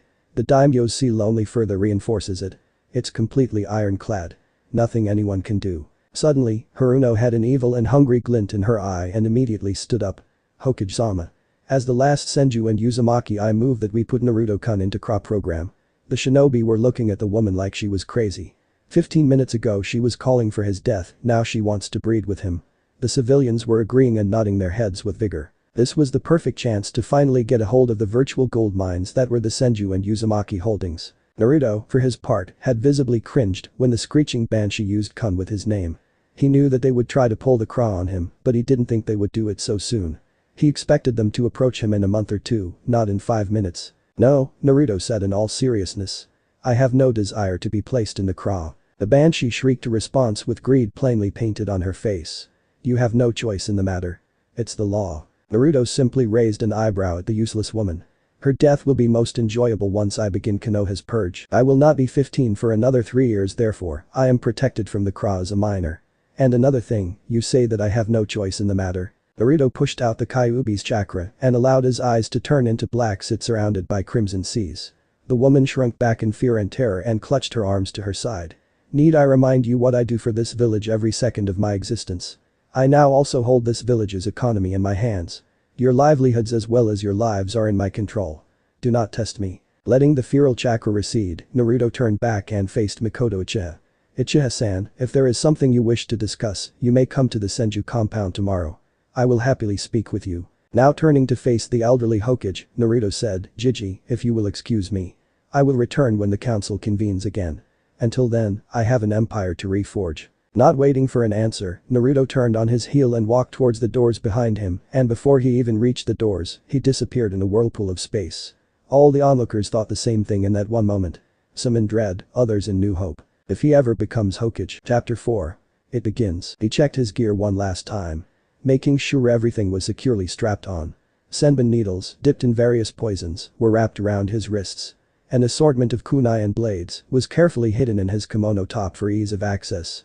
He had a trench knife secured to each of his calf. He was ready. Throwing his sensory abilities, he saw that the coast was clear. He sped over the rooftops to a simple storage warehouse on the industrial side of Konoha. Focusing in on the warehouse, he could feel a very thin veil of chakra around its perimeter, a basic intruder alarm used by Chunin in the field to detect enemies enclosing on a command center for ops. In this case, it was not made to detect intruders, but throw off suspicion. Any wealthy merchant could have hired shinobi to ward his warehouse against thieves. No. The real danger was the barrier in the interior of the building supported by the seals placed within the foundations. Judging by their chakra signatures and the way they were set up, they would cause the building to collapse in on itself if triggered. They would have to be deactivated and in a certain order to boot. But first, he needed to take care of the guards posted on the adjacent buildings and then take down the seals as quick as possible. He had no idea on the timetable the guards rotated, so he had to work fast. It was a shame he did not have the chance to scout out the playing field earlier, but his target had been on the move right after the council meeting and had a habit of switching locations frequently. This was going to be a difficult run. Target was sure to be heavily guarded by unknown number of enemies. Heavy fighting to be expected and target sure to flee if situation turned disadvantageous. Various obstacles to surely be in place. Assailant identity must be kept covert. Oh, not to mention the operation was against the clock. At least I have the cover of the night. But that thought, he shined away towards the watch located on the roof opposite of him. With unrivaled agility, he pivoted on his foot as he landed and plunged a kunai in the back of the guard's head. Yanking it out, the guard went down with a spray of blood. Another body flicker resulted in the same kunai being embedded in another guard's heart. He sent a pulse of chakra, disabling the intruder ward, and quickly moved to shut down the array of seals that served keep the secrets of the warehouse from being discovered. Summoning shadow clones, he had each move over one of the seals and used them to disable the seals that held up the barrier. As he could feel the barrier come down, he dispelled his clones and quickly made his way into the building from an air vent on the roof. As he landed on the floor, he automatically swept the interior with his eyes. Finding nothing out of the ordinary, he made his way to an unmarked crate and kicked it aside to reveal a trapdoor. Another quick analysis let him know that the door had a failsafe that released poison gas if opened. In all likelihood, he deduced, the trapdoor could only be opened safely if the person's chakra signature was keyed into the seal on the other side. Still holding the kunai he used to kill the guards, he let their blood fall onto the metal lid that served as the door. Freshly taken, the blood should still have chakra residue. Taking caution, he slowly lifted the door. He dropped down into a long and empty corridor. Knowing he had little time before the next watch came to trade places with the rooftop watch, he flew through the hallway to make his way to the target. He threw out his sensory ability to find that in approximately 4 seconds, he would pass an intersection where a patrol unit of 3 was stationed. Drawing 2 more kunai, he spun them in his fingers as sped down towards the patrol. As he came around the corner, he slashed backwards as the first guard came into sight. Cold steel cleanly cleaved through carotid artery, the larynx, and then another carotid. The first of the 3 went down gurgling blood while clutching at a ripped throat. The second was quick to react and brought down a tanto to split his head. Ducking his head, he surged forward and brought his hand back, impaling a kunai in the base of the neck. Changing his grip on the kunai, he twisted his body into the air, letting the momentum of the falling corpse carry him. A quick flick of his wrist sent a senbon needle through the eye of the last obstacle. The final guard screamed as he dropped to the ground, convulsing in agony as the numerous poisons wreaked havoc in his body and set fire to his brain. Landing softly on his feet, the silent assassin glared down at the twitching body dispassionately. HMPH, he scoffed. He broke back into a dash towards his target. He was close. He could sense it. 2 additional guards in a secure room up ahead along with the target. The bodyguards were of an obvious higher stock than the others he had encountered. Their chakra reserves were larger and highly developed. Releasing one of the seals on his body that stored true chakra, he put on a massive burst of speed. He was sitting at his desk putting together a team for the capture of the Jinchuriki brat. The Hokage be damned, the boy had proven to be far too resourceful to be left unchecked and unleashed. He needed him under his thumb to utilize his now virtual unlimited political and financial pull. All of his carefully laid out plans would unravel if the brat ran around doing as he pleased. And most importantly, he had proven to have quite the cunning head on his shoulders. It was out of the question to allow him free rein anymore. I should have done this years ago, he thought. However, back then, the Hokage too heavily guarded the boy, and approaching him without alerting the old monkey was an impossibility. He no longer had the luxury of waiting for an opportunity. He would have to make one. As he sifted through files of personnel that were trained in Fuinjutsu, the door to this particular office of his burst open, and before he could react, the right side of his peripheral vision was lost in a spray of blood. Acting on autopilot, he drew several kunai from the inside of robes and threw them as he launched himself out of his chair. There was a blur of blonde and black as the soft thuds of the kunai hitting the wall behind him. Following the blur from the corpse of one of his most trusted lieutenants to the top corner of the room opposite of him, he gaped as he saw the Kyuubi brat crouched on the wall. In one hand, he held a sheathed katana, while the other was tightly wrapped around the hilt ready for a draw. He prepared to launch a fire jutsu in his direction, but he seemed to disappear. It was only a slight shift in the air that alerted him to his presence. His other lieutenant dived in front of him as he brought a short blade to his side to block a slash. They began to exchange blows, and he attempted to maneuver around his lieutenant to get to his assailant, only to be met with a hard kick to the sternum sent him flying into the wall. With a loud crack, as his back impacted stone, he landed on his feet but weak in the knees. He looked up just in time to see his last lieutenant bisected from hip to shoulder. As blood erupted in the confined space, he had to dodge as projectiles masked in the flying gore came flying at his head. Just as he came out of the roll, he ripped the bandages of his right side to reveal a grotesque arm covered in blood-red eyes. "Arg!" Danzo cried out as in a flash of silver, his mutated arm fell, spilling blood all over the stone floor. Panting, he looked up with a hateful glare to only be met with the impossible. Two glowing orbs of swirling black and crimson were gazing down at him. A dread whisper being the last thing he heard. Kodamatsukami. Day after the council meeting Senju compound, Naruto stared at the piles of paper sitting on his study desk. He was going over the various finances that would be needed to pull in the resources for the plan that he had concocted with Fire Daimyo. If everything went according to plan, they should be able to run at optimal efficiency within 2.5 years. Already labor was being conscripted and the necessary landscaping had been taken care of. They could begin by the end of the month. Checking the numbers one last time, he headed out of the private study to see how his current project is going. Scores of shadow clones were moving about, restoring the compound to its former glory. The once feared and awed Senju clan had been reduced to this, a simple memory of war. At least the Uchiha clan had a few members left after Itachi's massacre. Albeit, only women and children were left, and most of the women were non-combatants. To make matters worse, all of the children were too young to be trained or in the earliest stages of their primary education. Which only left one Uchiha to actually be in the academy, the Uchiha heir Sasuke. Speaking of Itachi, Danzo's files were disturbing to say the least. That he ordered one of Konoha's greatest military assets to be wiped out showed how deranged he had become. Bad enough the damage the village had suffered at the claws of that pain in the ass fox, the loss of the Uchiha was a huge blow to Konoha. Naruto had to stop himself from going back and murdering the idiot. So what if the Uchiha were going to rebel? Would it really be that difficult of a thing to allow a few concessions for Fugaku's damnable pride? No matter. That threat had been neutralized. Danzo ended going from chess master to chess piece. He shook his head. He was getting distracted. Back to the matters at hand, he thought. He needed to find a way to stabilize the Senju holdings. How on earth it's possible to gamble away so much money is beyond me, he dismayed. His blasted cousin had managed to sink the Senju family treasury into the red. At least she hadn't managed to lose any properties. Luckily, for him, the Fire Daimyo had kept the Uzumaki holdings thriving with various investments off the accumulated interest. He had no luck here. The Senju were practically bankrupt, and now that he was head, several debtors were soon going to be knocking on his door. To them it was obvious that a 12 going on 13-year-old would be easier to bully than a Sannin with a rather short and violent temper. When I get my hands on that woman, I'm going to throttle her. The look of savage glee on Naruto's face caused several of the shadow clones to look at him with caution. They slowly began inching away toward the more unoccupied portions of the compound. Again, Naruto shook his head. He needed to figure out a way out of this and fast. He could funnel money from the Uzumaki accounts into the Senju, but the strain it would put would set back his current plans by at least 6 months. He didn't have that kind of time. Iwa was still hostile, Kumo and Suna were quickly building up military power, and Mizu was in the middle of a civil war. Not to mention the rumors coming out of Aim and Odo were disturbing to say the least.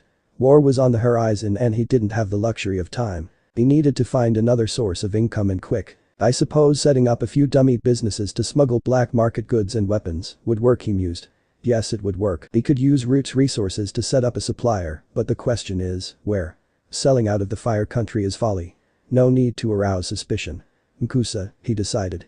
The place is perfectly situated to sell to both Iwa and AIM, and current diplomatic situations with Kusa are tense to say the least. This way no one would suspect a Konoha-based supplier. It was a solid idea. The best part was that with Danzo's network, he could make it look like it was an independent weapons cartel instead of a military-funded operation in case things went south. As Naruto was silently congratulating himself, his senses flared as the wards he had put earlier this morning told him that someone had entered the compound. He let out his sensory abilities to find that the intruder had come through the front gates. Probably not an intruder in that case, he rationalized. Betting a lock on the chakra signature, he recognized it as the Uchiha matriarch, Mikoto Uchiha. Damn, I suppose I did invite her for a conversation. Time to ready myself for the storm of female hormones and sentimentality, he sighed to himself. He quickly ordered a few shadow clones to prepare tea and some few foods to be taken with it. He had had the foresight to gather a few pleasantries for conversation when he realized he would spend the next few weeks catering to clan heads, local nobles and the ever-opportunistic businessmen. He sent another shadow clone to lead her to the center of the compound, the only portion that was furnished for a polite meeting. He went back into his study to put away the various documents and placed several strong seals to bar entry to any save him. While he doubted any would try to sneak in with a virtual army of clones jumping about, not to mention get through the barrier he had set up, paranoia is a ninja's best friend. He paused for a moment and resolved to set a small shrine for Mito Uzumaki somewhere in the compound. Her scrolls on Fuinjutsu proved to be invaluable and certainly helped a great deal with his initial training in Hashirama's and Madara's compound. As he walked towards the sitting room where Mikoto had been led to, he pondered over his current state of affairs. Things were moving fast. The next couple of years would prove to be critical to the return of Konoha as the world's dominant power. He slid the door open to where Mikoto was seated and saw that she was nervously staring at her hands in her lap. Yet, when he entered, she sharply looked up and he could see the sense of relief that eased its way onto her face, as well as the notable sorrow that misted over her eyes. As he beheld her, Naruto saw that, for a woman her age, she had no noticeable wrinkles. No doubt due to the effects of her strong chakra, a testament to her clan genetics, as well as her own prowess as a shinobi. She had a round face along with the soft delicate chin that was so common in the Uchiha. Her eyes were hawk-like yet a soft velvet black that shone together with her smooth raven black hair. Though it was there. The touch of time accentuated through survival of tragedy and grief. Yet, it did little to deter her attractiveness. In fact, it only enhanced it. All in all, Mikoto Uchiha was an incredibly gorgeous woman. It's a shame she has some 20-odd years on me, Naruto silently sighed. As she slowly rose and Naruto beheld her figure as well, he decided that the Uchiha are nature's way of making the rest of the human race feel bad. Gifted with both prowess on the battlefield of both war and love, they must have been the cause of many a tragedy. He silently mused on following his no-good godfather's footsteps and writing a tale of loss and passion based on the Uchiha clan. Of course he quickly dismissed the thought. He had a world to subjugate to his rule after all. Uchiha Dono, he said with a deep nod of his head, accompanied by a small smile.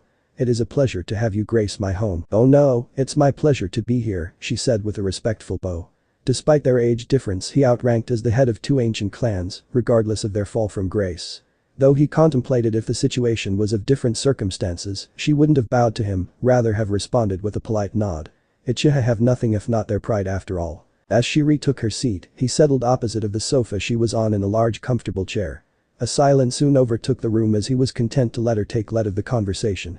However, she was so lost in her thoughts on what to say to him that she fell back to looking at her hands that had settled onto her lap. Realizing that she was feeling uncomfortable on initiating the conversation when it was her that desired to speak with him, he resolved to speak up. Speaking softly and slowly, as to not come off sounding strong and demanding, he asked, "You knew my parents?" Makoto looked up from her hand, surprised as she was wrenched from her thoughts. Though, it slowly morphed into sad smile.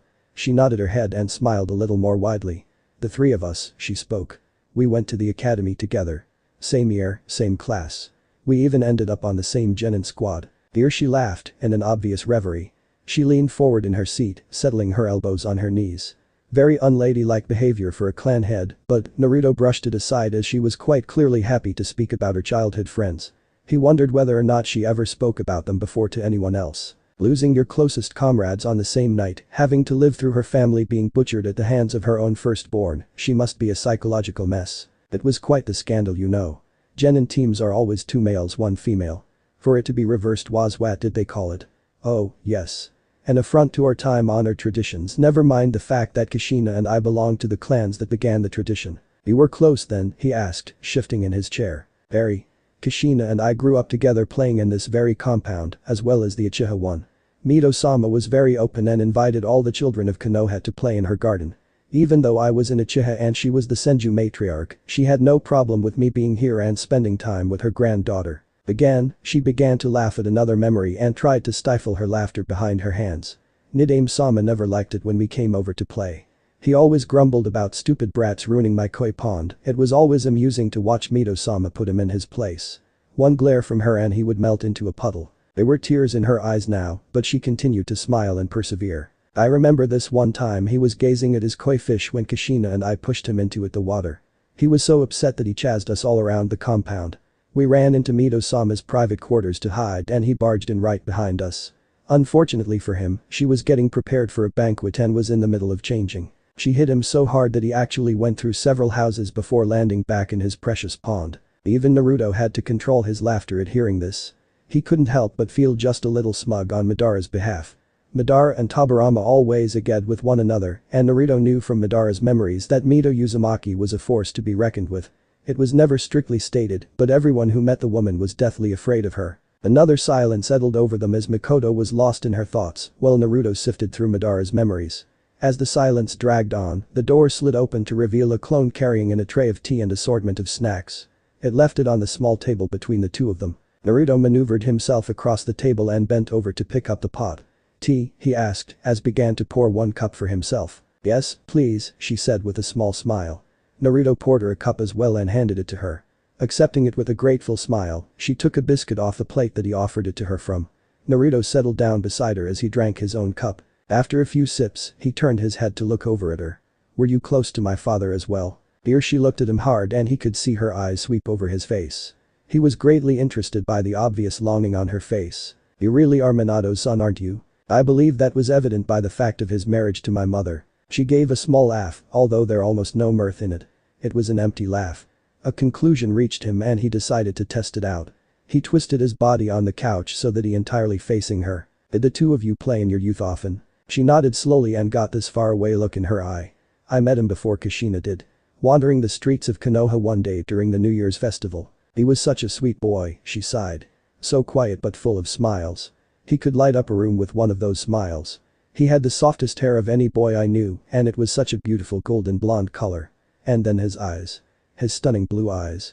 Girls used to get lost in his eyes." As she was lost in her memories, Naruto had to suppress a predatory smile. Due to his past he had little interaction with people but he could unravel them easier than a bicky down at the T&I building. "You loved him." It wasn't an accusation. Simply a stated fact. Like how someone would say it's raining. She looked at him with shock and quickly averted her gaze as his words sank in. She looked at the floor with something akin to shame and even a little regret. She looked at him again, this time her eyes pleading. "You have to understand, I loved Fugaku, I really did. But ours was an arranged marriage. I was barely 19. Minato was the only man who was really close to me in my life at the time. We were very close and I used to entertain thoughts of having a family with." At this point she was openly crying and Naruto hoped she would stop soon. Her tears were staining the upholstery. The furniture was antique for crying out loud. "After our marriage I left the force and settled down. I grew to love a stranger and soon enough Itachi was born." She sobbed at the mention of her wayward son and her grip on the teacup hardened. He really hoped she wouldn't end up shattering it. He was rather fond of the blue floral patterns. "You have his eyes, you know. That same sapphire blue." "Yes, I suppose I do. Your point being?" She raised her hand and placed her hand on his cheek. She slowly began to caress his skin with her thumb. "You even look a lot like him." "Oh dear. This is not going where I wanted it to. I need to defuse the situation." "It's strange though," she said with a slight confused look. "You seem almost Uchiha with some of your features." "And out." He gently grabbed her hand and brought it down. Not wanting to startle or upset her. He looked her dead in the eye, his face impassive and a glare which would have frozen a rampaging dragon in its tracks. "Can you keep a secret?" "A secret," she said, slightly disappointed at the sudden turn of the conversation. "It's a secret my father never told anyone, including my mother. Though seeing it is your clan I suppose you deserve to know." "And my clan? What does this have to do with Iuchi?" Her words dying in her throat as understanding settled. "No," she whispered incredulously. Naruto nodded as he said, "My grandfather. But how? There would have been records. The clan would never let a child go." Breaking eye contact with her, Naruto looked over to the clock and stood up. "It is getting late. Perhaps we could finish this another time." Makoto looked like she wanted to do nothing but finish the conversation now, but Naruto flashed her one cold smile that brought shivers to her spine. "You're right, it's been a long day." She got up and turned around to leave but tentatively turned back around. "I have a son who is your age. You should come by the Uchiha district and meet him. I'm sure you'd get along great. You could even stay for dinner. I'm sure it can get lonely with nothing but clones to talk to." His smile still in place, Naruto said, "I'll be glad to." She hesitantly leaned down and brushed her lips across his temple before abruptly turning and quickly making her way out. He stood there for a few moments pondering over the last hour before making his way back to his study. "It's been quite the eventful day," he reflected.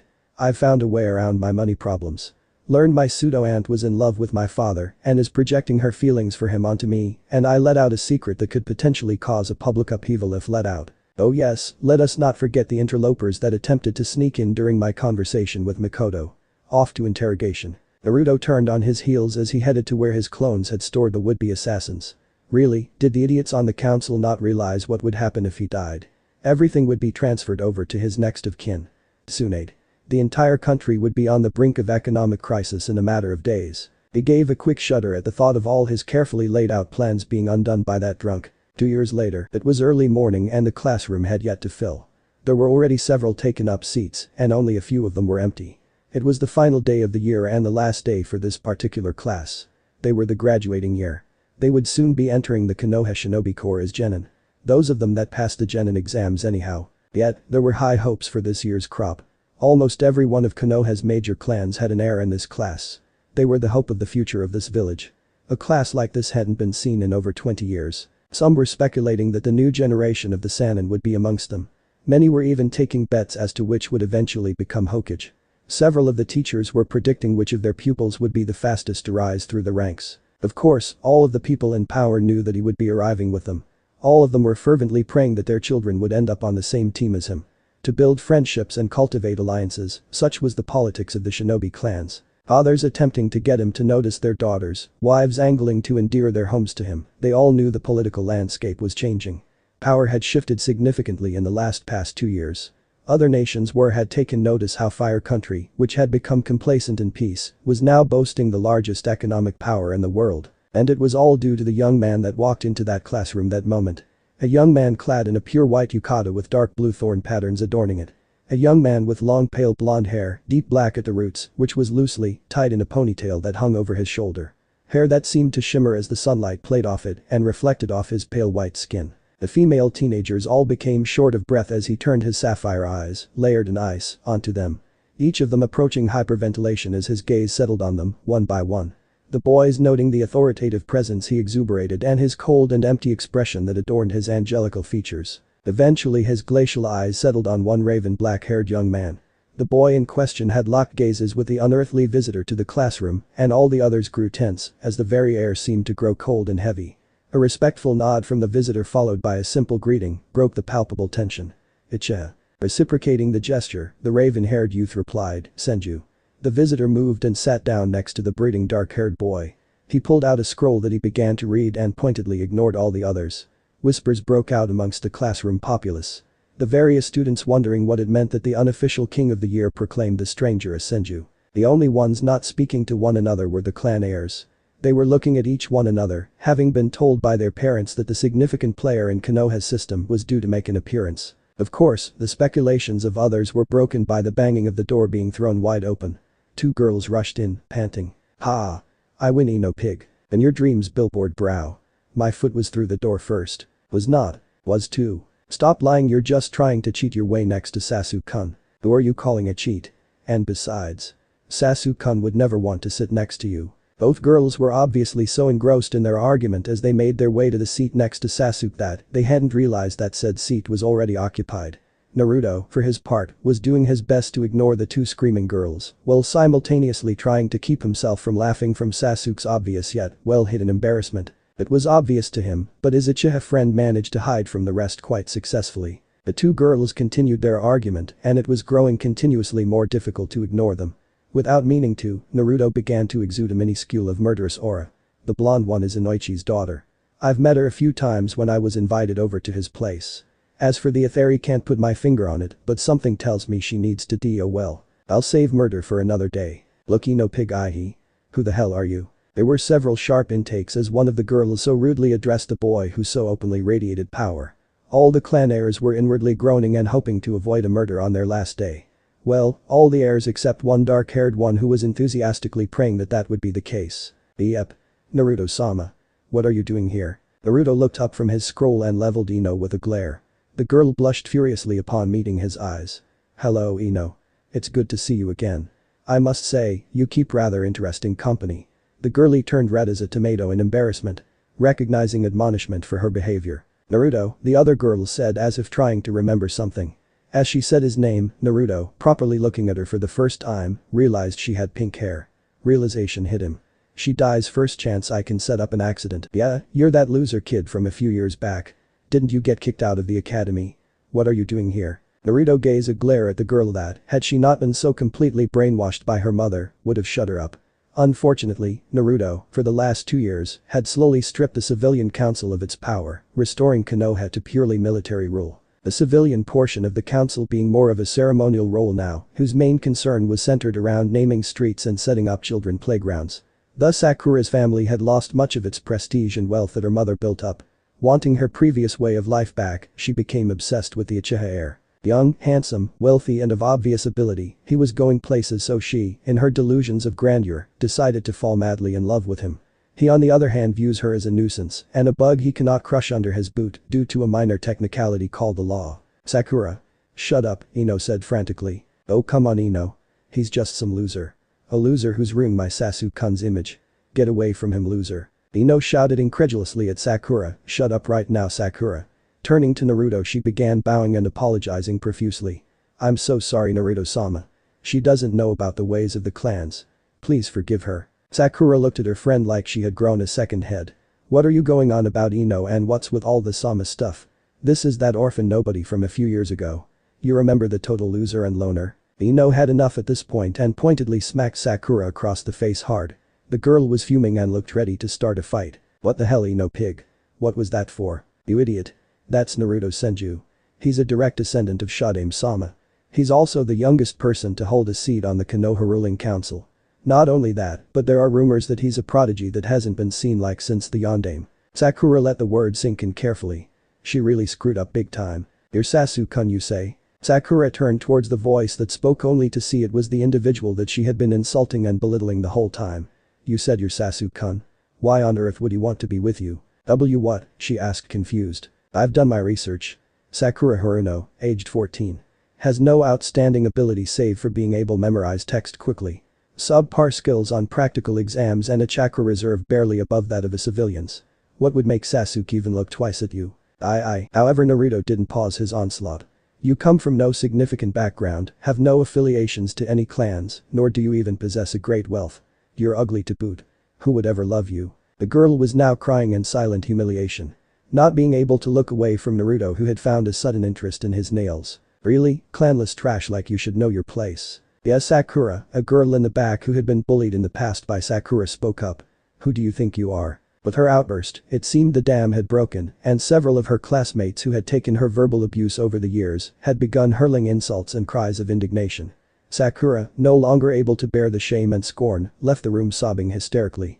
Ino, not even bothering trying to follow and comfort her friend, apologized one last time to Naruto before taking a seat. Sasuke, next to him, was giving the signature Uchiha smirk and look of what seemed to be gratefulness. As Naruto gave a nod of acknowledgement in his direction, the instructor walked in. Hopefully, Naruto thought merrily. She'll kill herself and saves me the trouble. Chapter 5. Cold and cruel. As his most trusted and capable soldiers stood before, Sarutobi gazed upon them with pride. They would be entrusted with the future of the village. The young would be admitted into the shinobi corps by their hands. Looking at each of their faces, he mentally congratulated himself for picking out the students that each jonin would be able to bring out the best from. Well not every student he thought.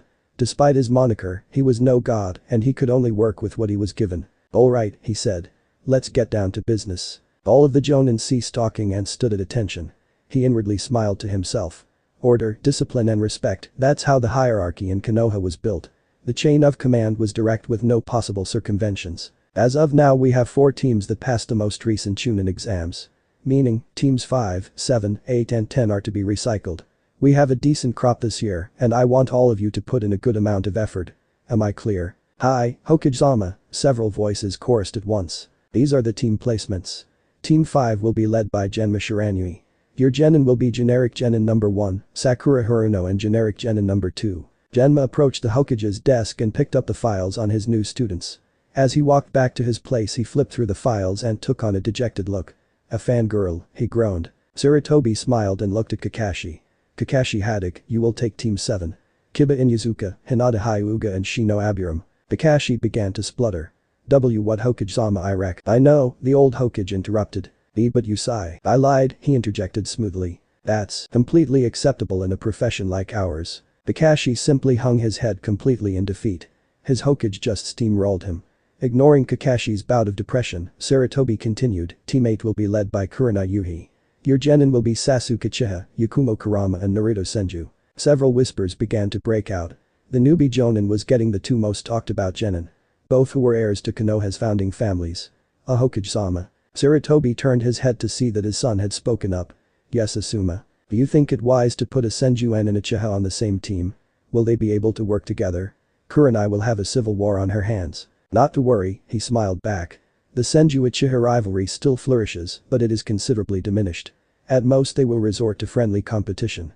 I don't think you'll have to deal with homicidal inter-team relations. He added that last bit while looking at Kurenai who simply sweat dropped. Now, as for Team 10, Asuma Sarutobi will be the Jonin team leader of this generation's Ino Shikacho trio. He then went on to give the other Jonin their students and soon dismissed everyone save for Kakashi, Kurenai and Asuma. You three all have specialized teams as all 9 of your genin are clan heirs. They all nodded in affirmative and he continued his orders. Kakashi, your team was developed with a tracking team in mind. Given your Anbu history and choice of summons, you were the obvious instructor to pick for this team. It's why your request was denied. No need to look depressed. I'm sure you can get to know the boy on your own time. Kakashi nodded solemnly. He really wanted to train his sensei's son, just to repay what he owed to both father and son, even if just a little. Asuma, Team 10's role will be one of scouting and reconnaissance. Your time with the Ninja Guardians gave you a familiarity with various countries and their terrain. Train your team well because they will be the ones sent out prior to major operations. Asuma gave a grim but resolute nod. He didn't like the idea of kids getting sent into heavy fighting, but such was the reality of war. Kurenai, you're one of the village's top Genjutsu experts. All of your genin are well versed in the use of Genjutsu. Therefore, they will play the role of a team specialized in stealth, infiltration as well as assassination. Kurenai had to swallow the lump that had formed when she learned that 2 of the most influential clans were going to have their heirs placed under instruction. Now it came back even bigger. Her team was to be a team of highly efficient killers. However, a question formed in her mind. Hokage-sama was under the impression that people of Senju-san's condition were generally horrible at Genjutsu. The old man gave small smile to her. You will find Naruto to be full of surprises. Ah he see. You all have your orders, dismissed. All 3 of them smartly saluted and quickly left, leaving Sarutobi to his thoughts. Poor girl, she's going to have to deal with the second coming of Hashirama-sensei and Madara. Kurenai Yuhi was a young, beautiful and freshly made jonin. She had been promoted little over 6 months ago and had been saddled with the responsibility of a genin team. Though she welcomed the challenge, she wanted to prove to her peers and superiors that she was more than a pair of gorgeous legs with a pretty face. She welcomed the challenge of raising a genin team. She was prepared for the trials and hardships she have to endure, however, she wasn't ready for this. She was staring into the face of Yakumo Kurama who was blushing furiously. Kurenai had been ecstatic to be working with Yakumo again. She had helped the girl in controlling her powers when she was younger and had developed a bond with her, and the Kurama clan was famous for their ability in Genjutsu. The reason for the girl's blush, however, was her 2 teammates on either side of her. Kurenai had kept up an aloof and professional attitude to keep away all the men and perverts that would leer at her or try to flirt with her, which had led to her being dubbed the Ice Queen of Konoha. These 2 boys, however, gave a whole new meaning to the word ice. Both of them sat stationary and impassive. Both were dressed in elegant yukatas. The Uchiha in a silky dark navy blue while the Senju in a white one with deep blue thorn-like patterns. Rather than shinobi, they looked like young and sophisticated lords. Nevertheless, Kurenai was not deceived. They radiated a deadly presence and were paying attention to every detail around them. She had the sudden mental images of a jungle cats. Lithe, agile and lethal, these 2 predators and would kill without a second thought. Her last thought that she heavily berated herself for before she tried to speak was that both boys were exceedingly handsome. Beautiful even, in a sense. So I thought we could get to know each other and do introductions, she supplied helpfully in order to break the uncomfortable silence. After collecting her team from the academy, she thought it would be best to bond with them and figured taking them out to lunch would be a good idea. She had taken them to a local ramen restaurant that had opened up a year ago and had grown quickly popular. She thought a nice casual background would help ease the shyness of a first meeting. Now she was really rethinking her idea. The two young men probably were used to the highest quality of food and being waited on hand and foot.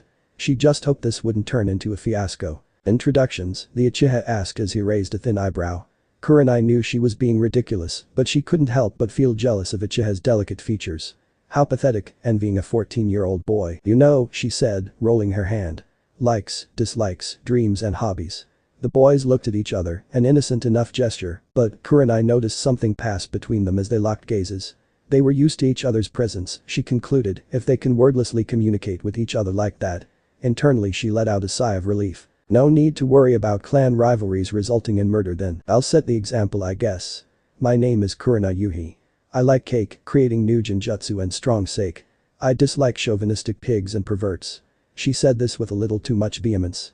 My dream is to be recognized throughout the elemental nations for my use of genjutsu, and my hobby is going out with friends for drinks in the evening. She instantly regretted that last part as all three were giving her scrutinizing looks.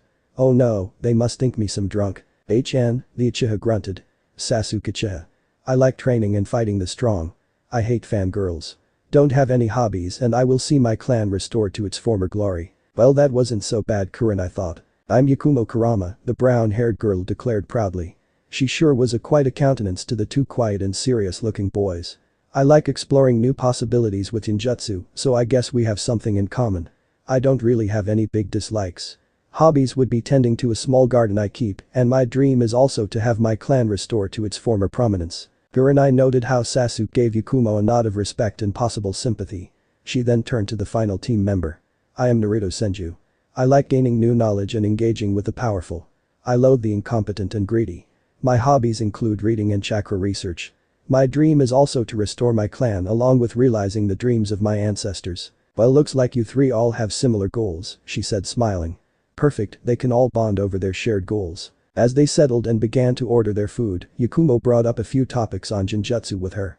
After a few minutes, the male members of their team also began to voice their opinions on genjutsu theory and possible applications in the practical. She knew that Yakumo would be a natural genius with ninjutsu and its inner workings, but she was pleasantly surprised that the other two were well versed in its theory. She supposed that Sasuke, with his Sharingan, would have an expert understanding, but was startled by Naruto's immense knowledge in the field. He spoke like a master on the subject. As their lunch wore on, they didn't really get know each other on a personal level, but had managed to grow comfortable with one another. As they rose to leave, Kurenai took out a small purse to pay the bill, but Naruto stopped her. There's no need to pay, he said almost absent-mindedly. Of course there is.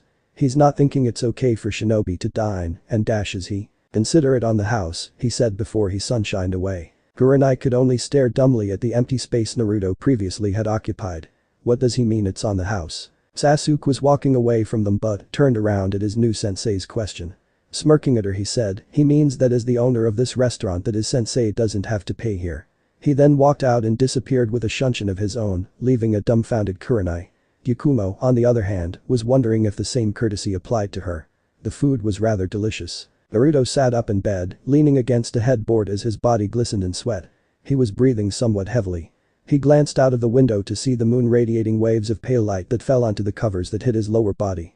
As his gaze continued to be transfixed, his eyes slowly morphed into glowing orbs of crimson. It was a curious sight, his pale blonde hair with black beginnings, cascading over his shoulders and onto his chest being illuminated by the feeble radiance of the moon.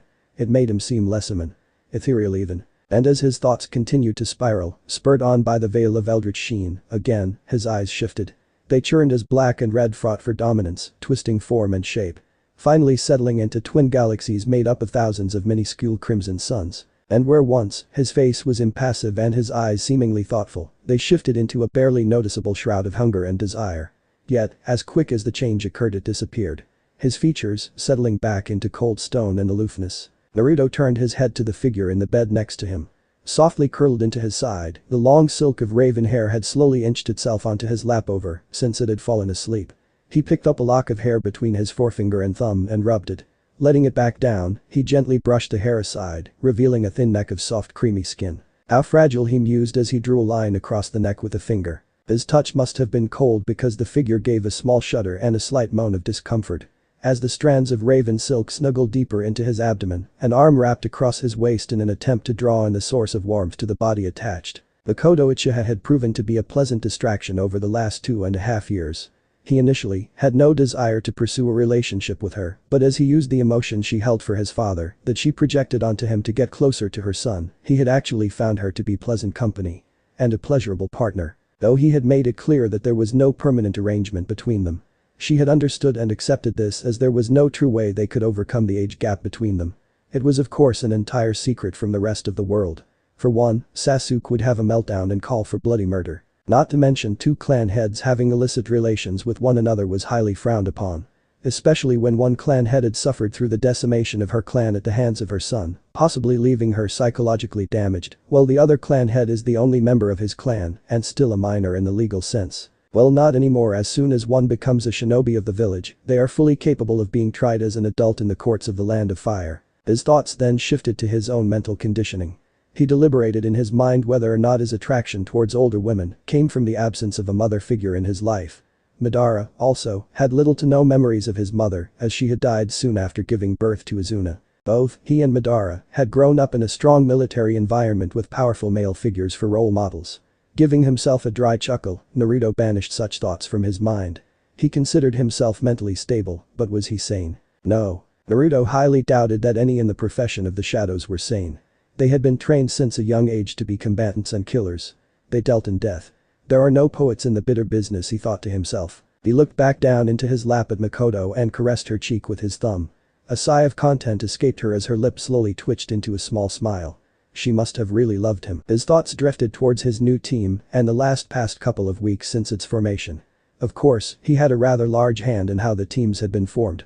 He was the one who suggested organizing the new genin teams into task-specific groups.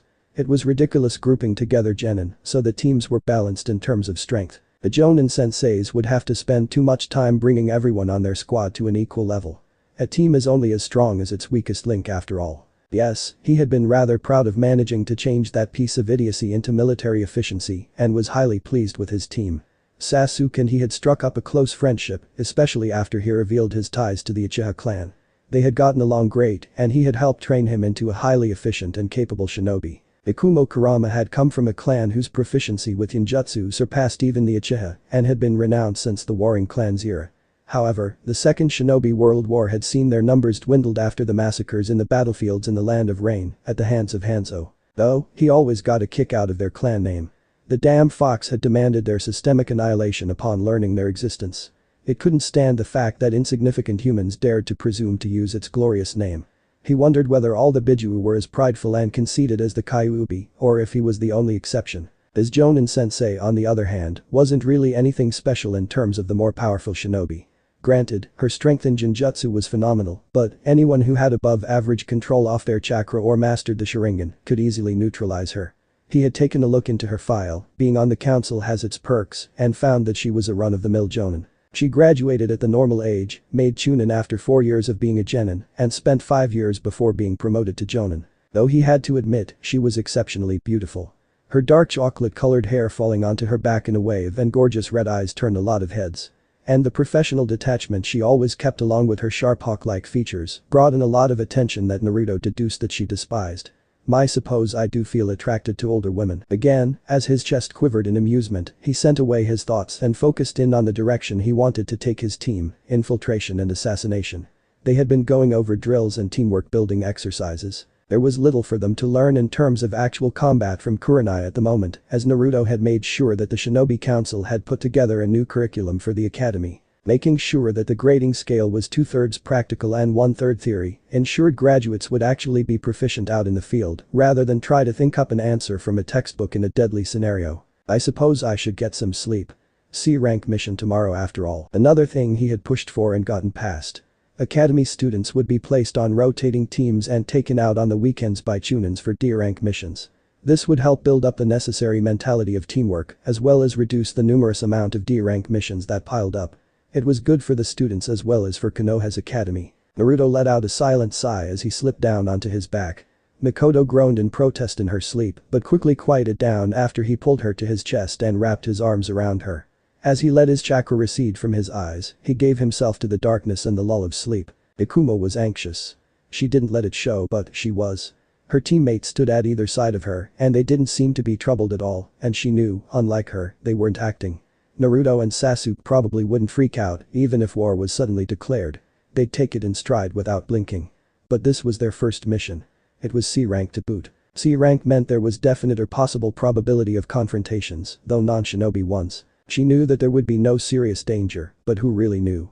Although, with a Jonin on their team there was little to worry about. Of course Sasuke and Naruto were nothing to laugh at either, and her genjutsu abilities were probably in the mid to high Chunin range. They would be higher if it weren't for the fact that her full powers were under a seal, because she couldn't completely control them yet. Sasuke was the rookie of the year and graduated with the highest grades not seen in over 10 years. Not since his brother anyways. As for Naruto, she really had no idea how strong he was, but from what she's seen from their training sessions so far and how the Uchiha seemed to defer to him, she knew his abilities weren't anything to scoff at. Honestly, thinking about her teammates made her realize how lucky she had gotten in the team selections. Despite their unapproachable aura that they projected, both boys were actually very nice. They were quiet and prone to fall into silence, but they were very polite and always considerate. Not to mention exceedingly handsome. She had to admit, she had had a crush on Sasuke back in their academy days, but never fawned all over him like some of the other female students. No, she had taken her studies seriously for the sake of her clan. Although, some of those fangirls are beginning to scare me, she though wearily to herself. A few days ago, after training, Naruto had invited Sasuke and her to go back to the restaurant they had visited with Kurenai-sensei for lunch. Apparently it was recently opened and had gained quite a bit of popularity. The chef Tucci and his daughter Am ran the business while Naruto actually owned it. She remembered when she had sat down at a table with her teammates, she felt the stares of open jealousy from all the female patrons. Stare is actually too nice of a word. It was more like seething glares of death. It had gotten so bad that Sasuke had to actually let loose some killer intent for them to leave them alone. The biggest surprise, though, was when she had discreetly thanked him and he had smiled in return. Smiled. For the longest time she had though that the Uchiha were genetically predisposed to be unable to smile. She was shaken out of her reverie when she heard Kurenai-sensei, who was standing in front of them, speak. Teammate reporting in for a mission, Hokage-sama. Ikumo took a look at the elderly man sitting at the mission's desk in front of them. She had never actually been this close to the Hokage before, except for one time when he had come into the academy to visit the students and lecture them on the importance of village unity and the will of fire. Ah yes, the old Hokage said after taking a long puff from his pie. First mission I believe. At his question they all nod. Now I believe Kurenai has debriefed you on the nature of your team and its primary function as a unit. Once he received 3 affirmatives he began searching for a suitable mission. C rank, normally one this level would be given to a more seasoned team or even a Chunin, but I think you can handle it. Listen up, civilian Akira Mashi is wanted in the capital for numerous felonies. He has eluded capture and scouts report that he is currently hiding in the town of Akijima. He is to be put to death for his crimes. Your orders are to locate the target and eliminate him. Dismissed. As Naruto observed the small town from the safe house set up from the local, he admired the sea of red trees surrounding it. The trees were forever frozen in the colors of autumn. Hashirama Senju had noted the beauty of the trees years ago and had done something using his fabled Mokuton to preserve the crimson leaves throughout all seasons. It angered Naruto that such beauty was being marred by the presence of a vile criminal. The old man had given them the mission scroll with all the details, and what he found sickened him. The man was wanted for the murders and rape of 6 young women. Naruto considered himself ruthless and without mercy, but he had honor. He would never condone such crimes and was in full mind to find and kill the sick bastard. Sasuke was of similar mentality. After the massacre, there were mainly non-combatant females left in his clan, and there were many a group that wanted to take advantage of that and breed their own private army of Sharingan holders. The old man put his foot down, for once, and vehemently denied any attempts to steal or use the Sharingan for any purpose. Of course people still tried, and there were more than a few kidnapping attempts. Fortunately Anbu managed to keep the Uchiha safe and thwart any plots. However, this had left Sasuke with a fierce protectiveness towards his family and women in general. Even if he spent the majority of his academy years avoiding fangirls. As for Kurenai-sensei and Yakumo, Naruto and Sasuke were giving the 2 young beauties a wide berth. Quite frankly, with all the feminine fury being generated between the two, Naruto didn't think Akira Mashi would find himself a quick death. If anything, he was going to be spending the next week being mentally tortured until his brain is turned to mush via Jinjutsu. Currently Naruto was holding down the fort while the rest of his team was out gathering information while incognito. The sun was setting and soon all the criminal activity would be coming out. Of course if shinobi were walking around then nothing would happen and the underground stayed just that, underground. It was the necessary need for disguise. As his eyes swept the streets below from his vantage point, he caught something. It was the target. The target who was currently following a young girl who couldn't be more than 12 or 13 with a disgusting look of hunger. Naruto opened the window and jumped onto the roof and pressed a finger to his ear to initiate radio contact. As he silently jumped across rooftops he said into his earpiece, "This is Tree. Do you read me, team? Over. This is Crimson, we copy. What is it, Tree? Over. Target has been spotted approximately 35 meters westward from safe house. Requesting permission to engage and apprehend and bring back to safe house. Over. Permission granted. Take precaution. We'll be there in approximate 5 minutes. Over." Naruto dropped into an alley and walked out into the street. He quickly made his way towards Mashi and tapped him on the shoulder from behind. "What do you want?" The man was never able to finish his sentence as his mind was quickly confounded by a powerful genjutsu that Naruto cast and quickly led into the alley that Naruto had come out of. Making sure that no one was watching, Naruto grabbed the man's shoulder and shunshine back to the safe house. Once there and safely out of the public's view, Naruto sent a vicious backhand to the Mashi's jaw to dispel the genjutsu. As he crashed to the floor, Mashi's cognitive abilities returned and he began to panic at the unfamiliar environment he was in. The last thing he remembered was getting familiar that young girl's routine. As he looked up and started to get to his feet, he saw a young man looking down at him. Watching the man dispassionately, Naruto said, "Ugly thing aren't you?" Staring at Naruto incredulously, Mashi raged, "Who the fu?" Again, he was interrupted from asking Naruto's identity, except this time not by a genjutsu, but by Naruto's foot making contact with his face. As he rolled over and hollered in momentary pain, Naruto felt that physical torture would take too long and that his teammates would arrive before he finished. "Why you Sonova?" Naruto shut him up by slamming his foot down on Mashi's throat. As he coughed and spluttered, Naruto whispered the last thing Mashi would hear as a sane man with his mind intact. Kurenai entered the safe house a little worried for the safety of her pupil, even though she knew that the young genin was a very capable fighter based off their training spars. However, she was surprised to find Akira Mashi on the ground, bleeding and foaming from the mouth. Naruto was sitting on the window edge and staring out into the forest. "What happened?" Yakumo asked from behind her. Naruto looked over and a small frown was played on his lips.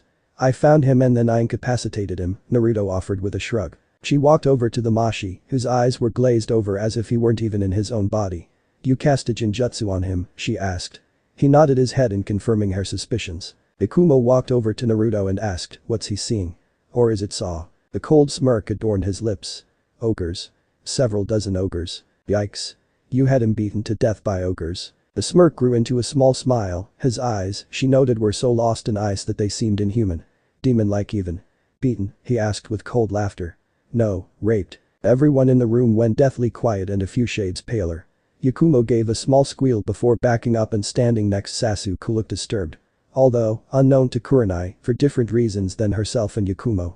Kurenai herself was a little disturbed. While she loathed men like Mashi and the atrocities they committed, she really didn't have the stomach for these kinds of things.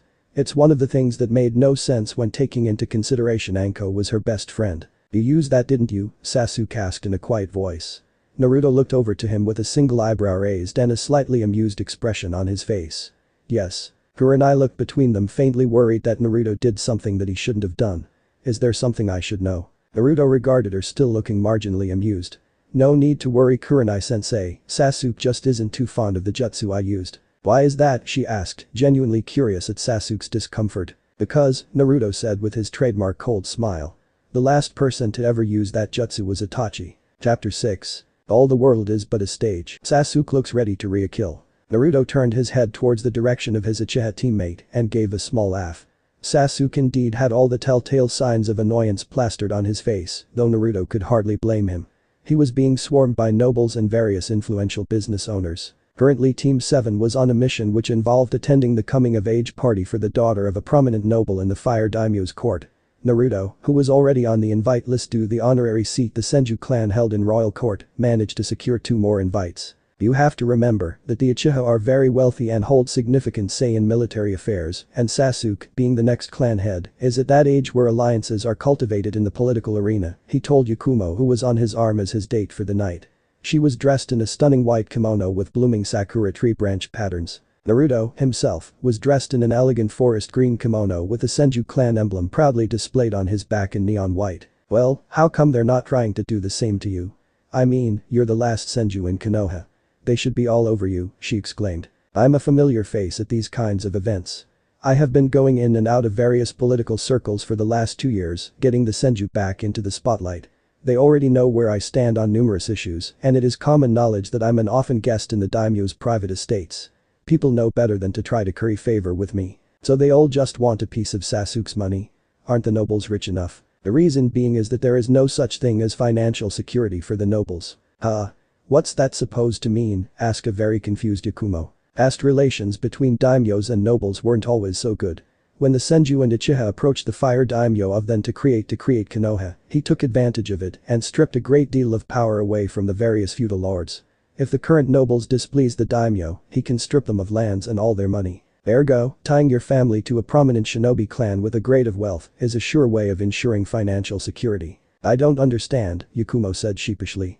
Naruto simply gave her a reassuring smile. "Not everyone has a head for politics and economics. The Uchiha are a prominent part of Konoha's military structure. The fire daimyo cannot interfere with them without significantly weakening his own power base." "Oh," Yakumo said as she nodded her head in understanding. "Wow, that's really complex thinking."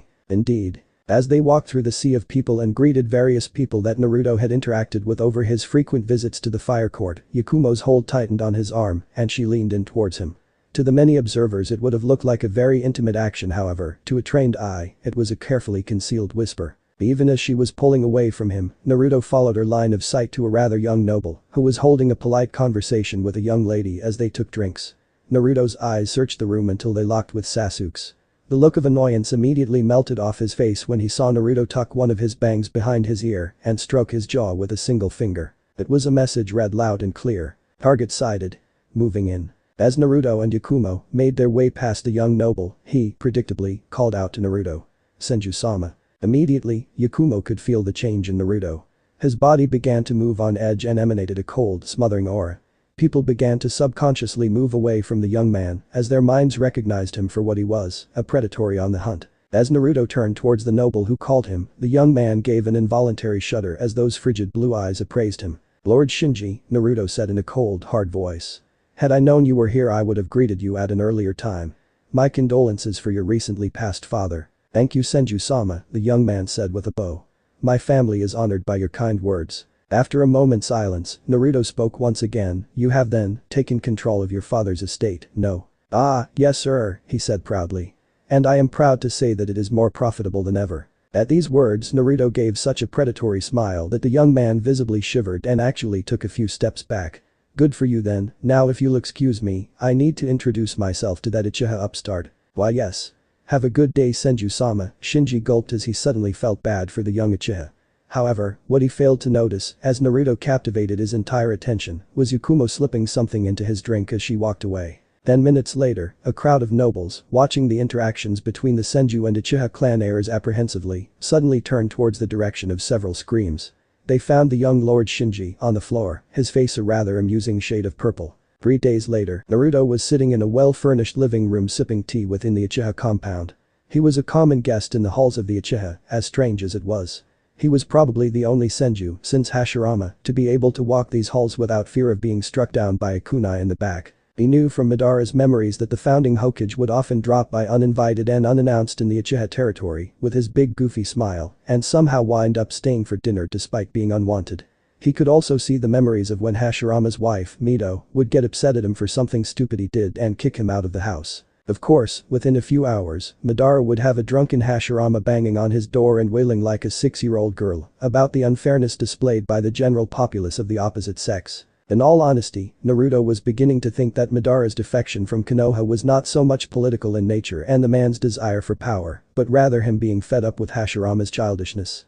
Naruto attributed Konoha's survival in the earlier years to be Tobirama running interference on behalf of his older, politically inept brother. Don't get him wrong, Naruto greatly respected his great-grandfather. As a warrior he was without peer and legend spoken of with the same reverence as that of the sage of the Six Paths. However, Hashirama was an awful statesman. The Nidaime Hokage was the real reason for Konoha's initial survival. A soft giggle broke him from his thoughts, and he looked up to see Mikoto covering her mouth with her sleeve. Her eyes were twinkling with mirth, and a small smile was painted across her lips. "You're so cute when your face is lost in thought," she said with no small amount of mischief in her eyes. Naruto frowned. He considered himself many things. Cute was most assuredly not among them. "Oh, don't pout, you're still my big strong Senju," she said as she made her way over to him and cuddled herself right next to him on the sofa. Naruto placed his tea back onto the table and wrapped his arms around Makoto, drawing her into his side. She placed her head on his chest and snuggled deeper into his embrace with a sigh of content. Makoto had found that Naruto had grown to have a fascination of some sort with her hair. He would run his hands through it and play with it as he was doing now. She felt his lips press down on the top of her head and she closed her eyes and smiled. It frightened her somewhat, but she had grown to depend on the much younger man. She knew it was a dream, not something meant to last, but damn it. She wanted the dream over the reality of not having a man she could love in her life. Minato and Fugaku were both taken from her. When Naruto had dropped the bomb about his Uchiha heritage through Minato, she had cried herself hoarse that night. If only he had told her. Minato had been an Uchiha in secret and not just any Uchiha, but the son of Madara himself.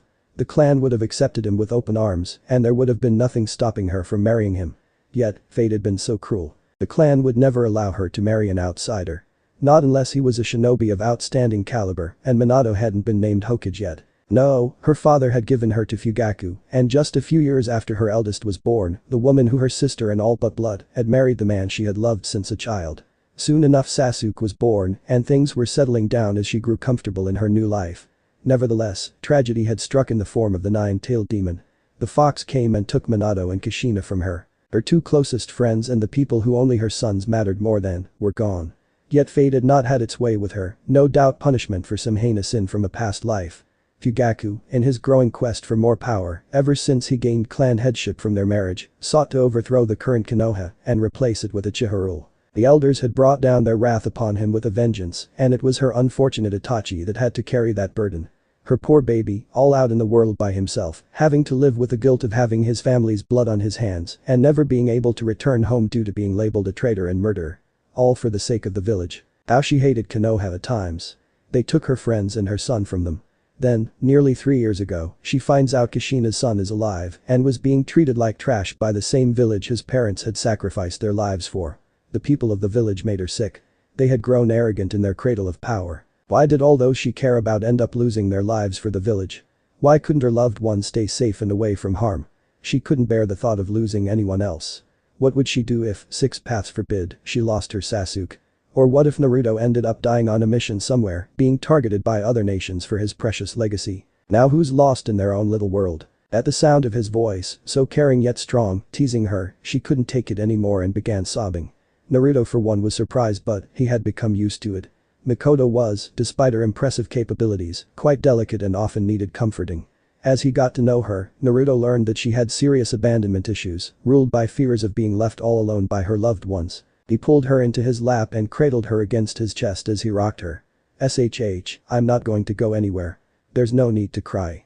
I'll stay as long as you need me. Shh." As she continued to cry into his chest, Naruto pressed his lips to her forehead and rubbed her back. Together they rocked back and forth until they both drifted off into sleep. It seems that war has begun. At the words of the Sandaime Hokage, the entire shinobi council had gone silent. All of them turned towards his seat at the head position, wide-eyed and several of them thinking that they heard wrong. Narashikaku looked at his Hokage and carefully asked. "By war you mean? Fang and Claw have declared war on one another. It seems that respective rulers have little respect for each other." Ieyashi was the first to ask a question. "Is there any chance of shinobi involvement? Have either governments approached us for any support?" The Hokage acknowledged Iyashi's questions with a nod before responding. "We have not been approached, but Jiraiya has reported that shinobi from Odo have been spotted within the countries in abundance." Interesting. The shinobi council turned towards the closest seat next to the Hokage and his advisors. "Naruto," the old man said with an eyebrow raised. "Something to share." The young Senju sifted through a few papers in front of him before handing a document to Himura to be passed to the Hokage and said, "Records show that the Earth Daimyo has been sending funds to the land of rice. However, where the funds go from there I have no clue. I'd hazard a guess to Odo, but there seems to be no interactions between the rice daimyo and his supposed shinobi village." Shibi spoke next in his usual monotone. "Are we to assume that perhaps Iwa is constructing a scenario to start a war?" "Why you ask?" "Because Odo would have to go through either fire or waterfall in order to send an army to either Claw or Fang." Inoichi provided his theory on the subject. "I don't think they would attempt to send their forces through fire. Odo doesn't have the resources to go head-to-head with one of the Great Five, especially since they would also have to march through AIM to get there, and the place has been in complete lockdown for years. But going through Taki would be the same as marching through fire, as we are currently allied with them, countered Tsume. Shikaku hummed. Do we even know for a fact that Odo will involve themselves in a war between two countries with only samurai forces? For that matter, what side will they choose in this troublesome conflict? Yes, said Sarutobi as he stroked his beard. I will send a company of Anbu to the northern borders, and Shikaku, I want you to increase border patrols under the guise of martial exercises. Hi, Hokage-sama. Well, I assume that's all for today unless there is any. The Hokage never got to finish his sentence as an Anbu dropped next to him and offered him a scroll, bended on one knee. Frowning, he took the scroll and read through it. His eyes went wide and then narrowed as he looked at the clan heads assembled before him. They all sat straighter and sharply came to attention at the steel in the elderly Hokage's eyes. Kiri has fallen into civil war. Yagura has had the Water Daimyo assassinated and declared himself military dictator of all of Water Country. The Shinobi Council looked on in shock. This was huge, it would easily disrupt the balance of power. With Mizu embroiled in civil war, it would no longer be able to retain dominance of the oceans. Which would mean lightning and fire could, and would, push for more island territory. I will ask the Fire Daimyo to close all ports on the eastern coast for the time being. It seems the northern borders will need even more watching. With that, he snapped his fingers, and a man appeared seemingly out of the shadows behind the Hokage. Clad in all black, even his mask was entirely bare. No eye holes or any other seemingly openings that allowed for respirations. Commander, I want you to assign an entire platoon to patrol the borders of the land of hot water and rice. I want daily reports from hot water and bi-weekly from rice. Also prepare an escort team for me. I must speak with the Fire Daimyo personally, and time is of the essence. It will be done at once, Hokage-sama, the Anbu commander said sharply with a quick bow and melted into the ground. Shikaku, I need you to send a squad to Takigakure and have them deliver our intelligence on the war between Claw and Fang. Meet me in my office once we leave, and I'll prepare the scroll for you. Also have all active shinobi structured into teams and begin mandatory drills and war games. Don't let the news of war spread. I'm hoping to avoid actual conflict, but still, it's best to be prepared. Yes, sir, the lazy Jounin commander saluted half-heartedly. Himura, Kaharu, delegate and assign missions in my absence. Of course, said Kaharu while Himura simply nodded. Biashi, I need you and your clan to patrol Konoha and apprehend any possible spies. At such a critical time we cannot afford to have cracks in our intelligence. I am authorizing the use of Byakugan within residential areas. The Hyuga live to serve Konoha and her children, Hiashi said, with an unusual inflection of emotion in his voice. A shimmer of pride slipped into the Hokage's eyes before the steel returned. Naruto continued to monitor the finances of the nations.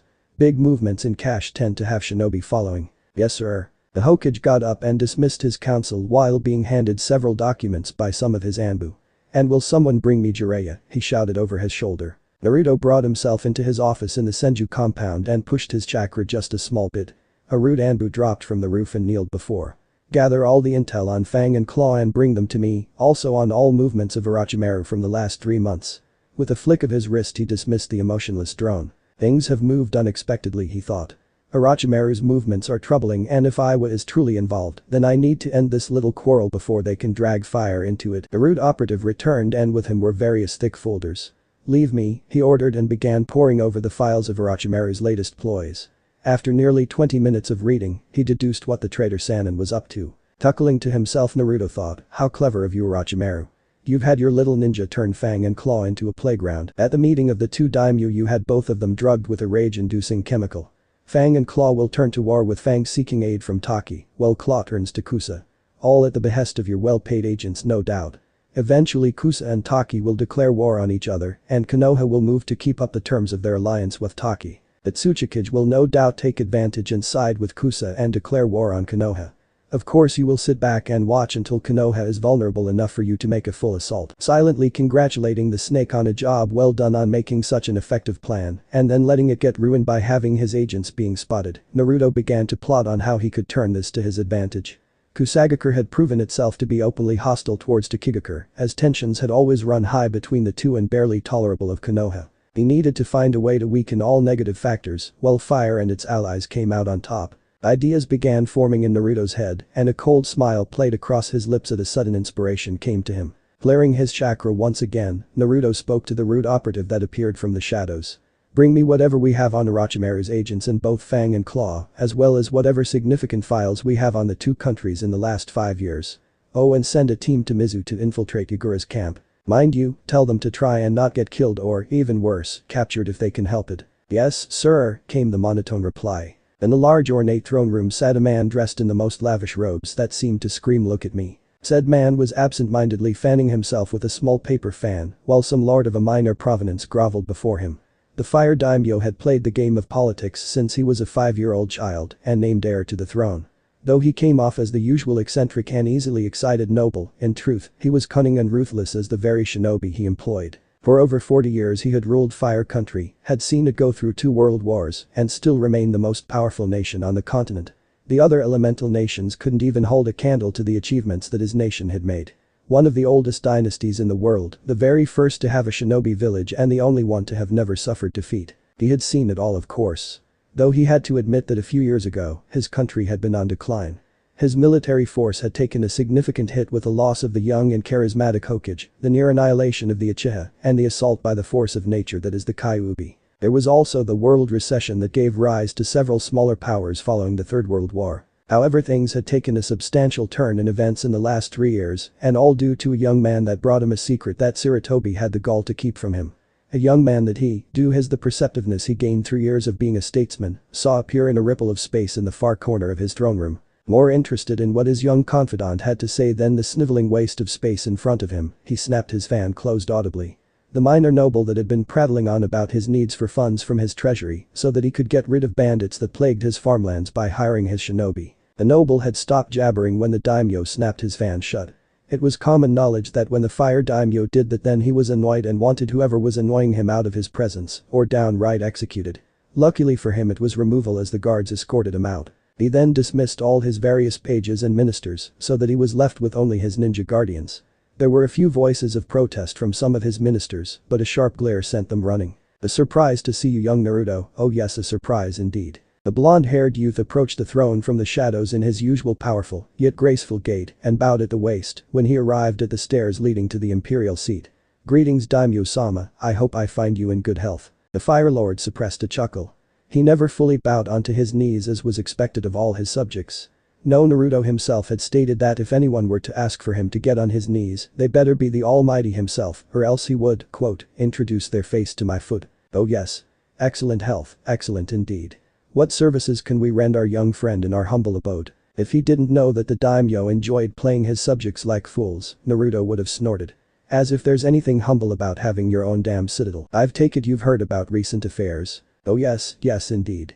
We are well informed. I was making plans to end this annoyance, but thought it would be best to consult with you before taking the burden of your arrivals. Ho, truly your guest has passed on some of its cunning to you, passed on indeed. Yes, we received tribute from Fang this year, and the imperial consort was quite pleased with silks gifted. We shall leave them be, but we will not look a horse in the mouth as our samurai. Oh no indeed. Naruto raised an eyebrow at this. Then shall Claw be the recipient of our attention? Oh yes, yes indeed. Our sister son was once meant to be betrothed to Claw's heir. Their marriage would give us access to river trade routes that would greatly benefit us and would grant them our protection. Yet they turn away from our generous offer and turn to third son of Tsuchi. An insult to us and our domain, oh yes, an insult indeed. Naruto, who was beginning to see where this was going, nodded in understanding. I take it then that the girl is still unmarried to Earth Daimyo's son. Still young is she? Oh yes, young indeed. 3 years more are needed for the set date to pass. 3 more years the insult may continue, oh yes indeed. Naruto pondered over the situation for a few minutes before unleashing a predatory smile at the fire daimyo. The ninja guardians watching suddenly felt uncomfortable and shifted just in case. However, the fire daimyo sat there with no concern. What if she were no longer the heir? What if she were to take the throne? Could Fang be convinced to call off the war? A minor frown appeared over the fire daimyo's lips as he thought about the hypothetical situation. The house of Fang is young but still proud, oh yes, proud indeed. They would not war with a throne sat upon by a child. Oh no, no indeed. Naruto's smile got only bigger and, to the guardians, creepier. And what if Fire Country offered to mediate the peace between the two? Suddenly the fire daimyo's eyes lit up and a wide smile played across his face. We would be able to host the talks in our halls and guide the treaty to our liking indeed. We may even convince a child ruler to fall under our guidance and bind her to us, bind her indeed. Then I assume I have your permission to act. The Fire Lord nodded his head and in a deep voice commanded, "In our name, we order the Lord of Senju and Uzumaki to go forth for the betterment of the land of fire." Naruto nodded his head in acknowledgement. Then so be. The doors banged open and one of the fire court's minor officials came running, panting rather pathetically as well. "Be swift in your explanation as to why we are disturbed in such a fashion, else we will have your head removed from your shoulders." Removed indeed. The official fell to his knees and placed his forehead on the ground, though whether from fear or exhaustion, or a combination of both was indistinguishable. "Your Majesty, huff huff." The daimyo's eyes twitched in annoyance. "Enough, remove this vermin from our presence." As the guards at the door came over and picked the man up by his arms, he yelled, "Wait. Your Majesty. The Hokage is at the city gates. He will be arriving soon." "Fool. We knew already that Hiruzen approaches. Let him rot in a cell for a week." "Rot indeed," he commanded the last bit to the guards while pointing his fan at the official. The man was so shocked that he didn't even object as the guards dragged him out and shut the doors. The old man got here pretty quick. He only left from Konoha about an hour ago. Must have given his Anbu a workout if he arrived here in such a short time," said Naruto, who was standing upside on the vaulted ceiling. Not even bothering to crane his neck to look up at the young shinobi lord, the daimyo said, "Hiruzen has always put efficiency as his priority during times of war." "Oh yes indeed. We will have much to discuss as the fall of our water equivalent shall present opportunities for our navy and expansion of territories." "Opportunities indeed. Then I suppose I best hurry and take care of the Fang Claw annoyance." "Oh yes, yes indeed," chuckled the fire daimyo. "Oh yes, one last thing Naruto, last thing indeed. We have ordered the closing of all ports as Hiruzen advised in his letter. As governor of Uzushio, you will have to sign off on those orders." "Sign off indeed. It shall be taken care of." But that Naruto disappeared in a swirl of space. The fire daimyo chuckled once Naruto was completely gone. Such a dangerous child, oh yes, dangerous indeed. The ninja guardians could only nod their heads. The next morning, Kurenai was running her team through various drills. Orders had come down to spend time training extensively, and so far only the Jounin knew, but the political climate was ripe for war. She herself had lived through her childhood during the Third Shinobi World War, and from what she saw from her seniors, was not something anyone wanted to experience. Kakashi had been a few years older than her and fought alongside the fourth before he became Hokage, and was still haunted by whatever happened to him. He was one of the strongest shinobi in the village too. She looked at her team as they ran through formations and layered jutsu together. They had really grown on her the last few months. Yakumo was already like a younger sister to her, and Sasuke and Naruto had become like younger brothers. Overprotective younger brothers, she might add. She giggled at the memory of when Asuma had literally fled from the two after he tried hitting on her. Flashback, Kurenai was walking down the market street looking to buy some fresh fruit from some of the vendors. She always liked the organic produce from the small farms on the outskirts of the village. Naruto had explained to her how the forest surrounding Konoha had some form of chakra left over from the first Hokage. Hence why the small local farms around the village walls grew the most delicious food. It amazed her how the first Hokage, even 50 years after he died, still found a way to help out his people. Now that, to her, was dedication. "I guess there's a reason he coined the term Will of Fire." "Hey there Kurenai," a voice said behind her. Kurenai turned to see a tall dark-haired man with tan skin and a short beard. "Oh, hey Asuma. You shopping too?" "Yeah," said Asuma as he moved next to her. "I was out on a mission for 2 weeks with my brats, so I have nothing in my home that isn't spoiled." Kurenai frowned as he took out a cigarette and lit it. She promptly took it out of his hands, threw it to the ground and stomped on it. "Those things will kill you, and you shouldn't call your genin that. Not unless you coat your lungs with wind chakra to expel all the smoke," he said, pulling out another one. "Besides, I have Inara and Akimichi. The embodiments of lazy.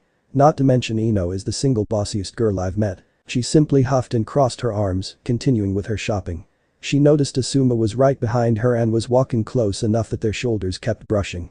After minutes of silence and stall browsing he said, "So Kurenai, I was wondering if later you'd lick." Asuma stopped mid-sentence and indeed, it seemed as if the entire street froze.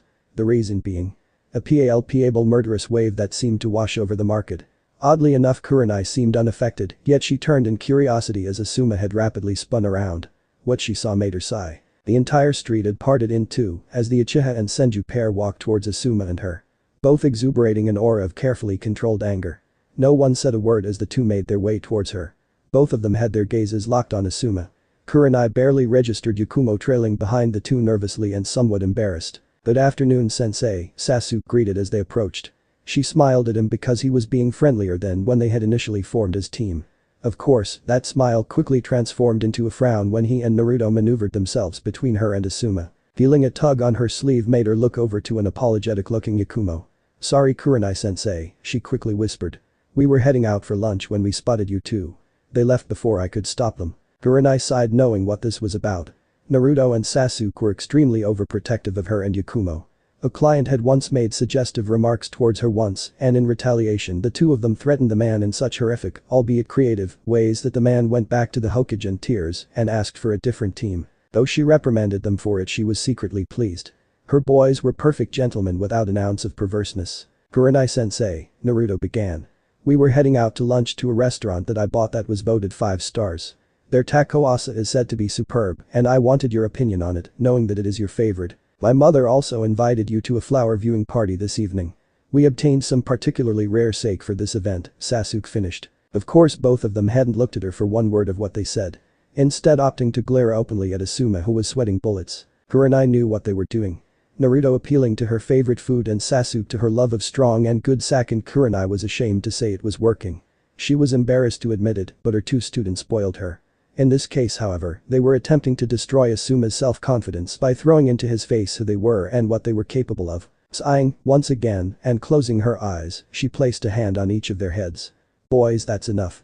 Naruto, stop shamelessly throwing around your money, and Sasuke, there really is no need for your Sharingan to be out right now." In response, she got a perfectly synchronized HN. Kurenai forgot that these two were distantly related, Naruto having divulged that he had Uchiha ancestry to her. Returning her attention to Asuma, she smiled apologetically and pushed past her two genin. "Sorry Asuma, my boys can be a little too overprotective. You were going to say something." Never mind, it was nothing, Asuma said while nervously scratching the back of his head. "I need to get going later." As Asuma disappeared in a puff, she turned to glare at the two boys who shamelessly gave her another HN. Sighing, again, she said, "You said takoasa." At Naruto's nod she replied, "Alright, let's go." As Naruto and Sasuke led off, Kurenai looped her arm through Yakumo's who said, "Boys." Kurenai snorted at this, in full agreement. "Although you have to admit it was rather cute." "It was, wasn't it?" smiled Kurenai. Both Kurenai and Yakumo broke into giggles when they heard a pair of indignant HN. Flashback end. Kurenai smiled at her team as they walked towards her. Noticing that Naruto hadn't been all there during the session, asked whether he was alright or not. "I'm fine Kurenai-sensei. Didn't sleep much last night. Was busy doing stuff." Kurenai was about to say something when Naruto turned his head towards the trees on the border of the Trai-9 ground and said, "Hey cat." Suddenly a purple-haired Anbu wearing a cat-themed mask appeared beside Naruto. "Hey there Naru-chan," she said and ruffled his hair, which caused him to scowl. The other three were surprised by the Anbu's sudden appearance.